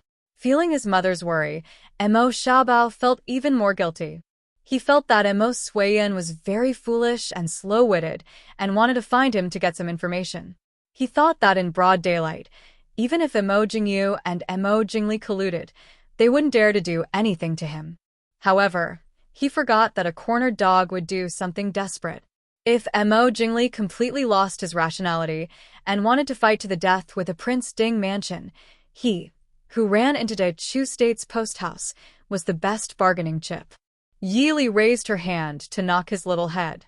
She calmly said, "Since you know your mistake, you'll be grounded for 3 months. Write 30 pieces of calligraphy every day and bring them to your eldest uncle for inspection." Mother, Emo Xiaobao really wanted to cry. Of all the punishments, Emo Xiaobao hated being grounded the most. He couldn't leave his own courtyard, and no one would go find him to play. Only the teachers took turns to teach him. Not to mention the 30 pieces of calligraphy. Unlike copying books, the requirements for practicing calligraphy were much stricter. His eldest uncle, who was good at calligraphy, was even more strict about this. When Emo Xiaobao first started practicing calligraphy, there were times when he couldn't find a single piece that satisfied Su Qingchen. In other words, out of the 30 that his mother said, he might end up writing 40 or even 100. Yili looked at him indifferently, smiling without saying anything. Xiaobao instantly knew that there was no hope for his mother. He could only stare at Emo Xiaoyao, who was not far away. "Lord Father." Emo Xiaoyao sat up and raised his eyebrows at Emo Xiaoyao, who was looking at him pleadingly. He smiled calmly and said, "Li, it's not appropriate to punish Xiaobao like this." Yili raised her eyebrows and looked at Emo Xiaoyao in surprise. Normally, if he saw her punish Emo Xiaoyao, he would only complain that the punishment was too light. It was already good enough that he did not add fuel to the fire. This was the first time she had pleaded for Emo Xiaobao. "How is it not appropriate?" Yili asked. Emo Xiaoyao softly said, "In 2 days, it will be Lin and Xian's first birthday banquet. At that time, Xiaobao, as the older brother, will be grounded. Wouldn't that be a joke to outsiders?" Yili frowned. For such a large banquet, Emo Xiaobao, as the little heir of the Prince Ding mansion, would not be able to attend. But this was not a big deal. She could just let him out when the time came. Emo Xiaoyao walked to Yili's side and sat down. He smiled and said, "I know that you are worried about Xiaobao's safety, so you want to ground him. But Xiaobao is no longer a child. This time should be an accident. Isn't that right, Xiaobao?" Seeing Lord Father plead for him, Emo Xiaobao was overjoyed. He nodded and said, "Yes, mother. This child did not come back late on purpose. This child heard something very important at the post house." "Let's hear it." Yili nodded. Emo Xiaobao hurriedly told her what he heard at the post house and his conversation with Emo Suiyun. Then he said, "So, this child was afraid that if the guards of the Dichu state found out, wouldn't it alert the enemy? So I waited until the sky turned dark before leaving the post house with Qin Lai. Mother, this child really knows his mistake." Yili's expression changed slightly. "Emo Jingli is in the post house. Why didn't you let someone come out to report? If something happened." Emo Xiaoyao raised his hand to hold Yi Li's slightly cold hand. He looked at Emo Xiaobao and said, "So, You and Emo Suiyan have reached an agreement? Emo Xiaobao said somewhat helplessly. My Suiyan doesn't believe me. Someone must represent Lord Father to make a trip. Emo Xiuyao pondered for a moment and nodded. I'll let Han Mingyue make a trip later. After speaking, he patted Emo Xiaobao's head and said, You did very well. Lord Father is very pleased. But you were still a bit rash.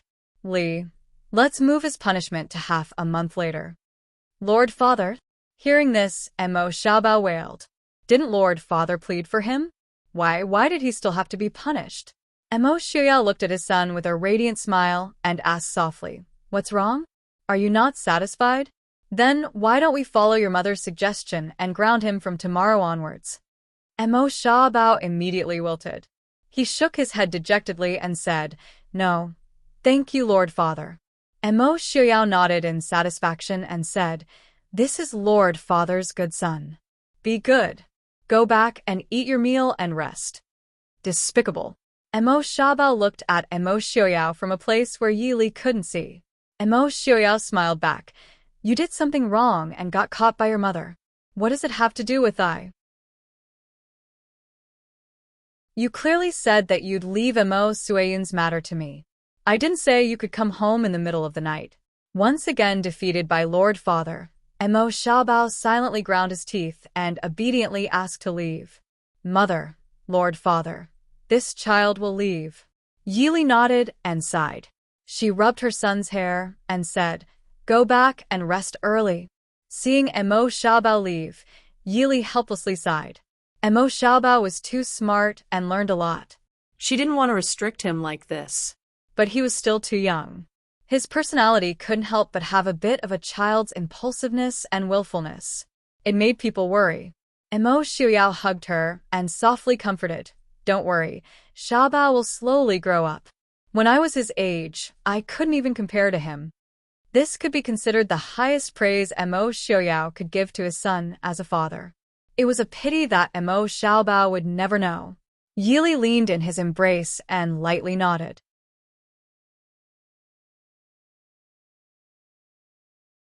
Chapter 1072. Lishan Academy. As usual, Mr. Qingyun sat leisurely in the bamboo forest behind the academy and drank tea. Now that Lishan Academy was on the right track, Mr. Qingyun was old and no longer suitable to teach personally. Other than Mr. Qingyun giving lectures to all the students every once in a while, most of the time, he was very leisurely. Today, the bamboo forest was very lively. Emo Xiuyao, Yi Li, Emo Xiaobao, Lin Xian and the Su family were all gathered here. Even though he was very quiet as he got older, seeing his children and grandchildren gathered around him, Mr. Qingyun's face still had a few more smiles. Tomorrow is Lin and Xian's first birthday banquet. Why did you come out of the city today? Mr. Qingyun drank the tea that Yi Li personally brewed as he asked. Yi Li smiled and said, It's because tomorrow is the first birthday banquet of the two little ones that we came to bring grandfather back to the city. Mr. Qingyun smiled and looked at her and said, Am I so old that I can't go back to the city myself? Emo Weo leaned against Yi Li and laughed softly, saying, Clearly, Wang Fei said that she hadn't come to greet Mr. Qingyun after coming back for so long, so she came personally. Who knew that everyone would come along? Yungo was also brought along by Su Qingchen. She smiled at everyone and said, It's very fun outside the city. Everyone likes it. Yi Li looked guiltily at Mr. Qingyun. After coming back for more than a month, she didn't have time to come out of the city to greet grandfather. Even her fourth brother and Qing Yan, who just came back from outside, came. She really was too unfilial. Mr. Qingyun looked lovingly at Yi Li and said with a smile, You all have important matters to attend to. Grandfather has always been here. Isn't it the same when I come? Why take such a small matter to heart? Yi Li smiled faintly and said, Li is unfilial. I made grandfather worry and let those people disturb grandfather. Mr. Qingyun shook his head and indicated that Yi Li didn't need to mind. She looked at Yi Li, then at Emo Xiuyao who was sitting next to her, and then at the children in front of her. She nodded in satisfaction. When he married Yi Li to Emo Xiuyao, Mr. Qingyun was actually not very satisfied. However, he had no choice but to do so. Mr. Qingyun had always felt guilty for not taking care of his daughter's only child. Fortunately, Li and that daughter of his who passed away early didn't believe in it. After so many years, the two of them became a celestial couple that everyone envied. Mr. Qingyun could tell that Immerse Xiuyao valued his granddaughter more than anything else. Mr. Qingyun was very satisfied that Yi Li could be so happy. He didn't care about these trivial matters. I heard that many things have happened recently. The Queen of Nanzhao hasn't been found yet? Mr. Qingyun asked. Su Qingchen frowned slightly and said, Grandfather, don't worry. Princess Anxi and the prince should be fine. In these 2 days, there should be a result. After all, they were in the Prince Ding Mansion's territory. If they were really played by Mo Jingli, the Prince Ding Mansion wouldn't be able to survive. The Prince Ding Mansion's shadow guard had already found some traces of Mo Jingli's whereabouts. However, in consideration of Princess Anxi's safety, they couldn't force him too much. But no matter what, they definitely couldn't let Mo Jingli and his remaining accomplices escape Glass City again. Mr. Qingyun didn't like to care about these things. Hearing Su Qingchen's words, he relaxed and only said, as the saying goes, a cornered dog will jump over a wall.